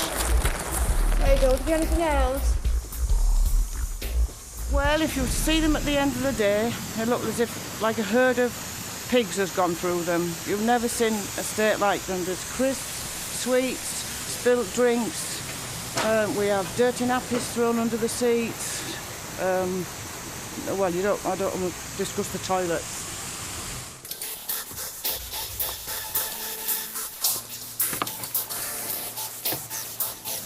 Get a lot of people on with their little dogs that leave little surprises for us every now and again. You know, in fact, I had a bit of run-in with a little lady this year because she let her dog cock her leg up on all the bins down on the platform. So I chased after her. Well, they need a wash. Santas are running at the week. Santa Specials are running at the weekend. So we're just giving them a clean up, pick a bit of muck off, and the glass is filthy anyway, so we just let them a bit cleaner for the weekend. It takes us all of a week to get them back to scratch again.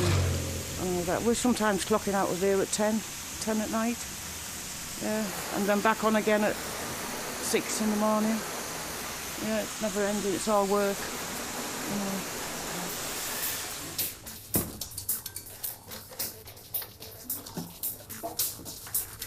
To work, it's a nice place. I think if you didn't like working on the railway, you wouldn't be here, because the pay on this railway as a preserved railway is not comparative with working for Railtrack or Jarvis or people like that. Their pay is far higher than ours here. So it's a mixture of a wage that you can live on and actually enjoying your job. And there's a lot to be said for making a compromise like that.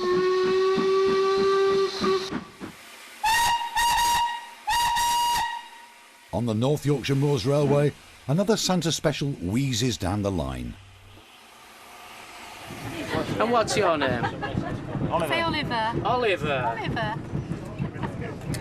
Right, Oliver. There we go. There's a special ticket for you. Across at platform 3, they're getting the Pullman coaches ready for a Christmas diner. Morning, everyone. 103, I believe, for lunch today. Saturday 20th, all right? Saturday 20th, 1:03. In the bar, we've got Ron and Glenys. In the kitchen, we've got Janet and Jade. And in the other kitchen, we've got Matthew and James, okay? The operation's very slick, but with over 100 diners on a narrow train, you have to know exactly what you're doing. 2 people will clear all the starters for each carriage, and then 1 steward will come through and plate up. And what we do is follow forward. So where you see the tables set out 4 and 2s in here, we work our way forward, and that way we're checking left and right that everyone's got their main course, the vegetables and potatoes follow on straight on. There is no time delay. Very important that people get their full meal served all together at once. It is orchestrated with military precision. Got to be, because again the train waits for no man. We're due out at 10 to 12. We are heading for on-time departure. Vegging, we've got Linda and Dan. Glenys will do sourcing and checking. Gravy, it's Andrew. And serving, we've got Rosie, Vicky and Joe. Everybody know what they're doing. Okay, good luck everyone. Let's have a good run.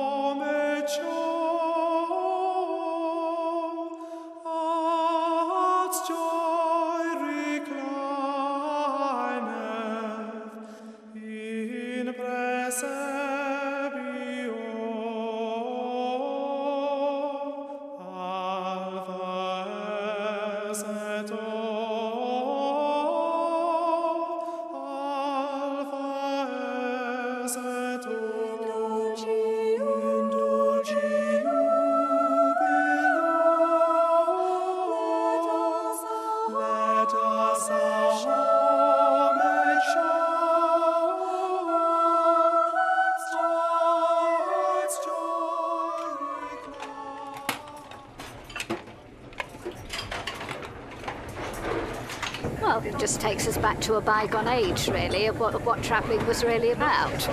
I think it's just the novelty of the train and having a lovely meal as well. It's good, yeah. Really enjoy it. Well, it's a bit like fairyland, really. You're going backwards to your childhood memories of trains. On the Santa Special, they're getting through a mountain of presents. Another amazing effort by the railway's volunteers. They spend days and days and days prior getting it all ready, packing up the parcels, taking all the bookings. And have we got anyone here who would like to go and see Father Christmas? Yeah. And would you like to go and see him now? You would, okay. Right, if you take a very slow walk down there, he's ready to see you, okay? Cheers.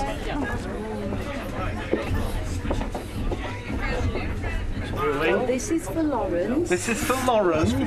There you are, Lawrence. That's for you. With probably 6 or 7 people in the train, apart from Santa, who are just supervising the children, making sure they have a happy trip. Now then, Jordan, what would you like for Christmas? Just some things. And what would you like? Well,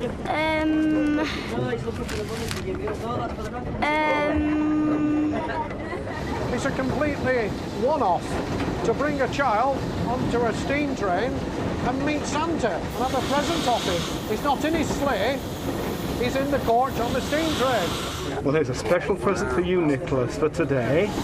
Ideal opportunity for the parents to bring them out for the day, not just to meet Santa, but to ride on the train, all the scenery. You don't get that in a department store, do you?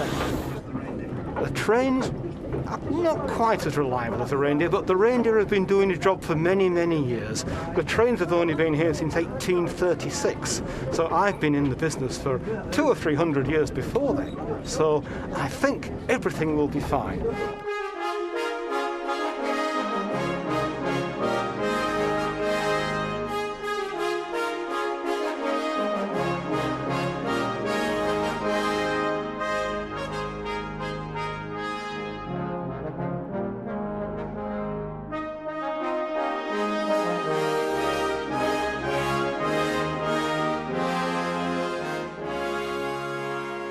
Merry Christmas to you all, and Merry Christmas to your children.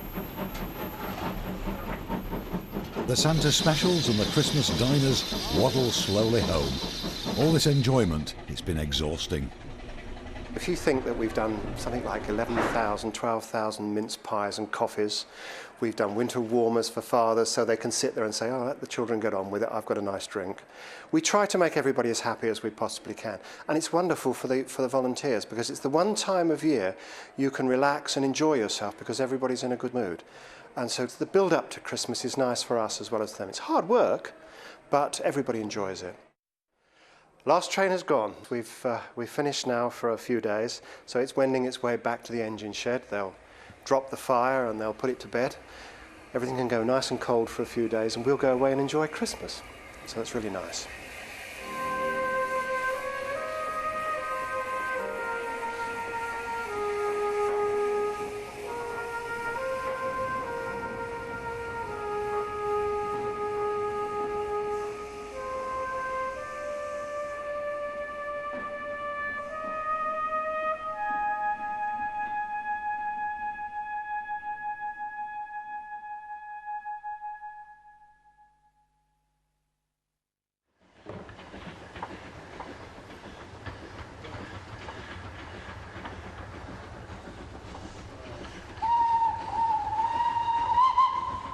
Goathland.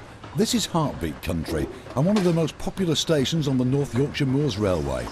It's a great place for a day out, and if you're lucky enough, you can stay even longer.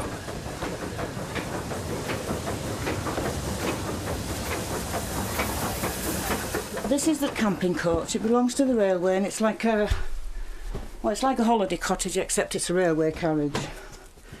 And people pay a lot of money to come in. £600.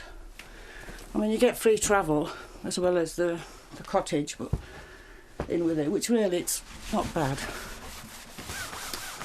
They're coming and rebooking each year, and there's at least 12, 18 months wait for it.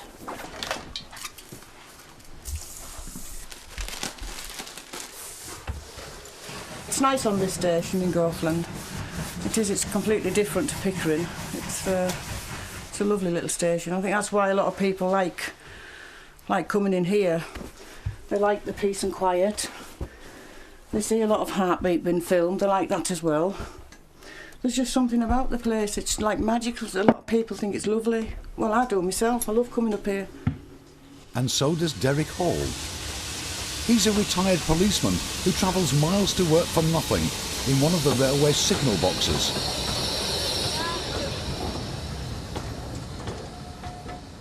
Well, I was a police officer for 30 years in Humberside Police, and I joined the railway in about 1973 as a volunteer. I became interested in the signalling, and I came here on a few occasions to learn the box. I then took rail track exams to allow me to be in the box on my own and to move trains. Out of section 18 is line clear for class 2 train. Thank you, Leslie. Cheers. And it's a different world altogether from the day-to-day mundane life that you lead outside the railway. It's a very close-knit community here, and what we want to do is to ensure that our passengers have a good day out. Every year it costs millions to keep this railway going, and they'll raise money however they can. And again, that's where the volunteers come in. Selling the raffle tickets, £2 for 4. Helps pay towards getting Sir Nigel Presley back on the line. That's good of you, thank you. £2 for 4. When he's not behind the wheel of a lorry, Colin sells raffle tickets on the trains, and he's raised thousands. He's always had a dream, though, to park the lorry and take a steam engine out for a spin. Signing on point. Everybody's to sign in on the shed, so we'll sign our names. We'd like to sign in on the time. This is called a sampler course. This is where the two gentlemen and ladies will come, and we take them on, prepare an engine, as we've just done, and then we let them have a little drive and fire up to Goathland and back. We don't actually go into the station, we just do a couple of trips up and down and then back to shed again and stable the engine. It's just to let them all go driving and firing. And the young ladies, some are quite good actually at shoveling coal, yeah. Yeah, when you show them how. Right, this is our engine for today, so what we'll do, first thing we ever do is get Today, Colin's enrolled on one of the railway's footplate awareness courses. For a price, anybody can get a taste of what it's like to be an engine driver. You can book a week, or like today, a short one-day introduction. During the birthday presents, that's the usual thing, especially on the taster courses. It's a birthday present from somebody at 60, 65, and they come on, you know. The other week we had a lady from in the Midlands somewhere, a church organist. What's that called? An oil can. It's not. It's called a feeder. An oil feeder.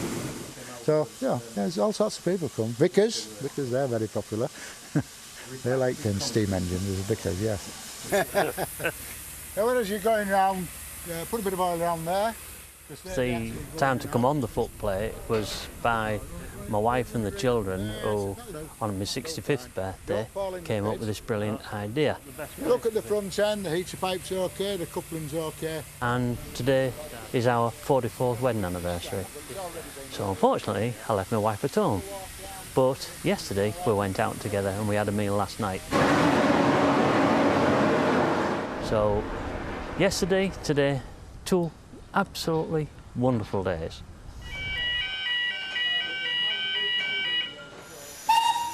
And away we go.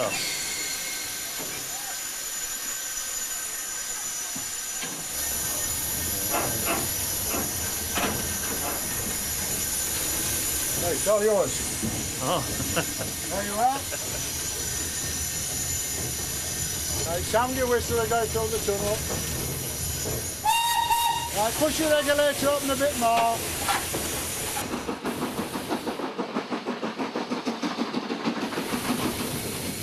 Right, Colin, put your foot on that pedal there and push it down, that lever there. That's to push it down.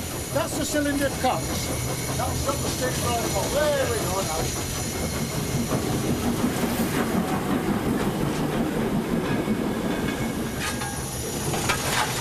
All we have to do now as we're driving the train along, keep a lookout for plate layers, anything unusual.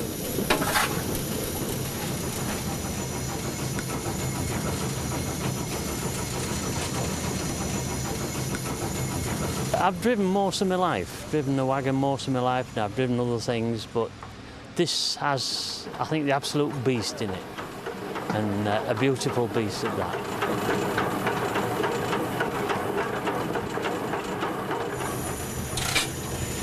Still got a flying aeroplane. Oh, have you done that yet? So I've had a go at that. I've had a go at flying, I've had to like that. Now we're into a 1 in 49 gradient now, so we want that regulator open a bit more. Push it as full as it'll go to the first valve. That's it. He did very well for a beginner. It's not easy to handle a steam locomotive, getting used to it. They're all different. They all handle different. You open the regulator, some go, some don't. This one you have to open it and you have to listen to it. Then it goes and then it's okay. He did very well in the control with me telling him what to do. It was quite good.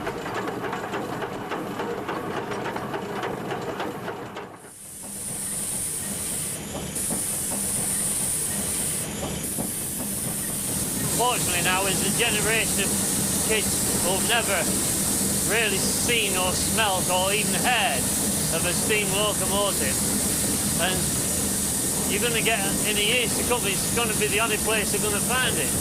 And here you can find it, and it's beautiful. It's beautiful. It's been a great day for Colin, and for the railway the footplate courses bring in valuable funds. It's very important for us to be generating income. Obviously, this railway is led by volunteers. We get an awful lot of volunteer help. The railway would be nothing without that. At the same time, there are also some hugely expensive tasks. Overhauling a steam engine can cost anything up to £500,000.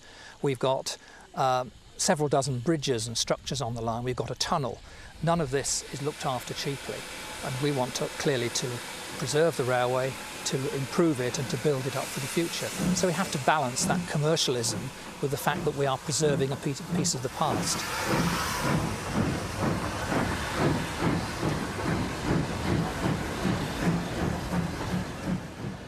Back at Goatland Station, the latest camping coach visitors are about to check in.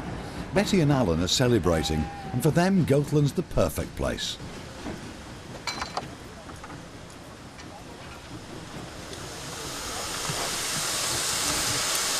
Right one first time. Well, well, well. It's lovely. It's the first time we've had a camping coach, so... Yes. Well, we've seen it so many times when we've been to Goatland Station. It's really lovely, really lovely. And the kitchen, just what we're expecting. Lovely. Even nicer. It is wonderful. Yeah. Wonderful. It's for our 50th wedding anniversary, actually, this, isn't it? Yes. One of the perks for being married 50 years. 50 years, where has it gone? Where has it gone? I was born to the sound of a train, I think. We had a railway line running behind our house, and a coal train at about 8:15 in the morning was probably the first sound I heard. And since then I've rather liked steam trains, yes. And when we were courting, we used to go train spotting, Yeah. and I used to pretend to like trains then.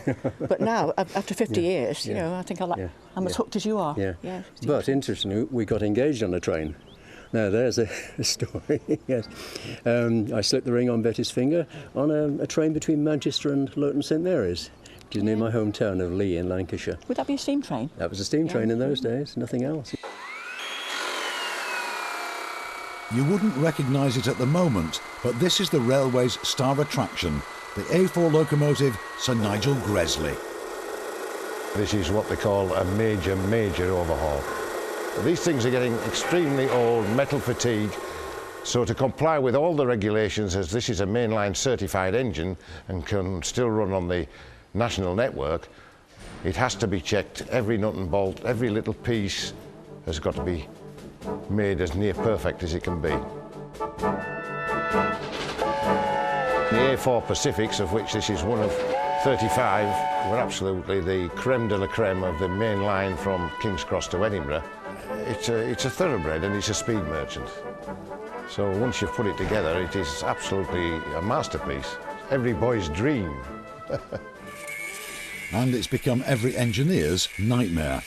There's been one problem after another, and the critical work on the boiler has taken more time and money than anyone had dared to imagine.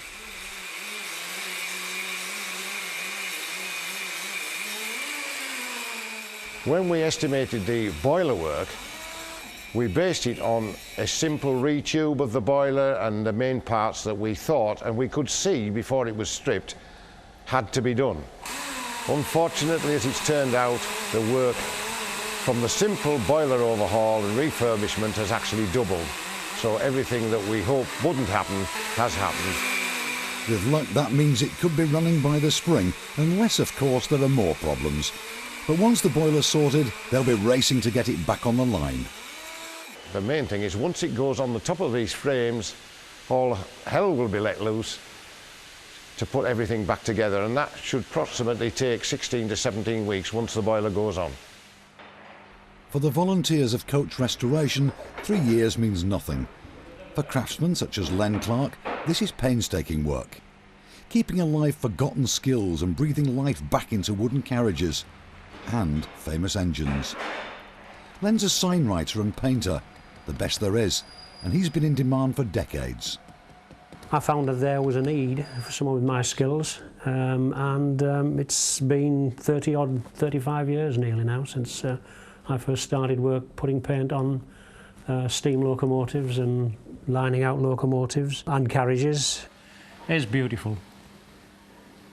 I've worked on some very famous locomotives, Sir Nigel Gresley 2 or 3 times, Union of South Africa, Blue Peter, and the most famous locomotive of all, dare I mention it, Hogswart Castle for the film, carriages galore. Because I'm nearly 70 now, I don't know how many more years I'll be able to do this, but I suppose ultimately one day I shall hang up my paintbrushes and go away. As the blood gets thinner, the enthusiasm wanes, I'm afraid. The railway's trying to keep skills alive and at the same time looking for ways to ensure survival in an ever-changing world. The North Yorkshire Moors Railway has always had one problem, and that is that it's 18 miles of track with nothing either side of it except the moors. We have no land. We don't have facility to do other things. So our real problem is to say, how do we get more passengers onto our line when we're full anyway? So I think our future has got to be in looking at ways of increasing the amount of trains that we can do, but also looking back towards Whitby and looking towards saying, go back to its original position where it was the Whitby to Pickering Railway as opposed to the North Yorkshire Moors Railway. Well, the line's already there, but it's part of the National Rail Network, and they need special permission to run steam trains to the coast. Now they want to find a way through the red tape that prevents them from running a regular service. The one thing I want to see before I go, I would like to see that little bit at yon end, Gromont down to Whitby, and then we've got the whole of the George Stephenson Whitby to Pickering Railway. I would like to see that. The North Yorkshire Moors Railway is the Whitby and Pickering Railway, and we're 6 miles short of our goal. We need to go to Whitby. We can't block Gromont up day after day with traffic when 6 miles away down the road there's all the facilities there you need virtually to run a train into a town. We'll be going from Whitby, a town, to Pickering, a town. And no doubt in time the railway will be extended to Malton and join the national network in the south as well as the north. The future of the railway is in the hands of this man. Philip Benham's the new boss. He spent a career in railway management, and today he's taking over from Peter Pay, who's been in charge for the last couple of years. Looking fast. Sue's the office secretary, but ask anyone and they'll tell you she's the real brains of the organisation. She's sorting out Peter's leaving do, and Sue's got no doubt about the sort of qualities the new boss is going to need. It's not so much managing the railway, it's managing the people that run the railway. It's a very big thing. You've got to be a big people person. It's all about people and how they interact with each other and how they work together. It's about people. Railways is secondary. Safety of the railway is a primary thing in that. Getting the money in to keep it running. Because when you are the best, 4 million turnover, nearly 1.5 million passenger journeys, it's a big railway. And Philip's had a different sort of experience to me in higher echelons, being better looking and younger and better off. Peter's been great. Not easy for him handing over, but he's been super. He's passed on to me all that he knows. He's been very open, he's been very frank, and he's been very helpful. But it would be foolish not to realise that this is a huge challenge, and working with people is critical. Making sure that one's sensitive at the same time, that you're also managing to move things forward. That's obviously going to be quite a challenge. The late train pulls into Pickering on Peter's last official day in charge. He came out of retirement to help the railway, and now he's going to miss the place.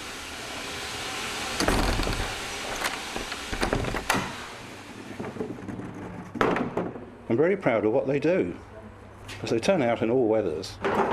Last winter in Gromont, they nearly all managed to get to work, and people in their villages where they lived didn't go to work. But my lot turned up to run trains, and I think that's incredible.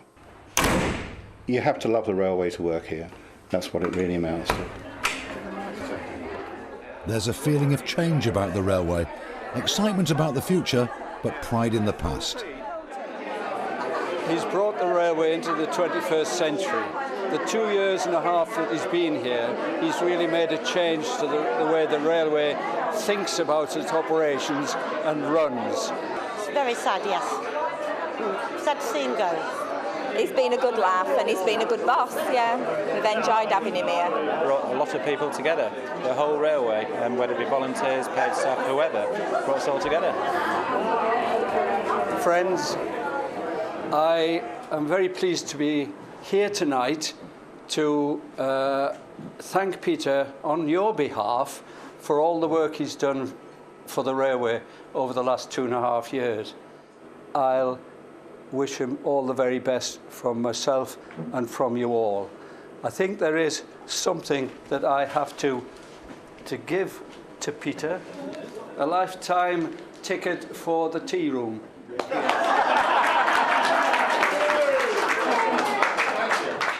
As you get older, you look back, because I do a lot of travelling. Now I'm not working, I've been riding trains all over the place. And I think, well, I worked there. I worked at St Pancras. Fantastic spread for tonight. And I thought, now, when did I work there? And it was 1959. You think that's 45 years ago, you old git. And I'm like a grandfather to these, as I've said once or twice. And I wish I was, as I clip their ears. Enjoy it. I think it's 5 years copies of BR timetables. No, I'm trying to sell them. Right. All the very best. Thank you, Neil. In Thank your you for the retirement. opportunity.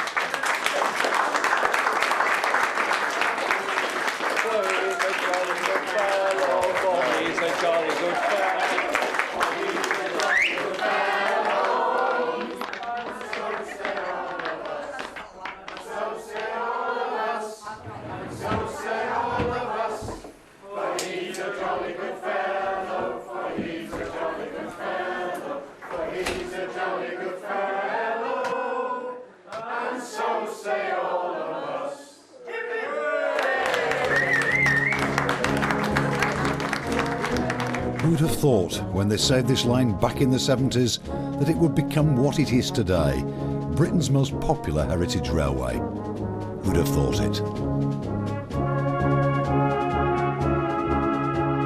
When you look back at what has been achieved, it's an amazing testament to both the vision of the people who started the railway and the preservationists in the early days, but also of all the people who've worked on the railway over the years.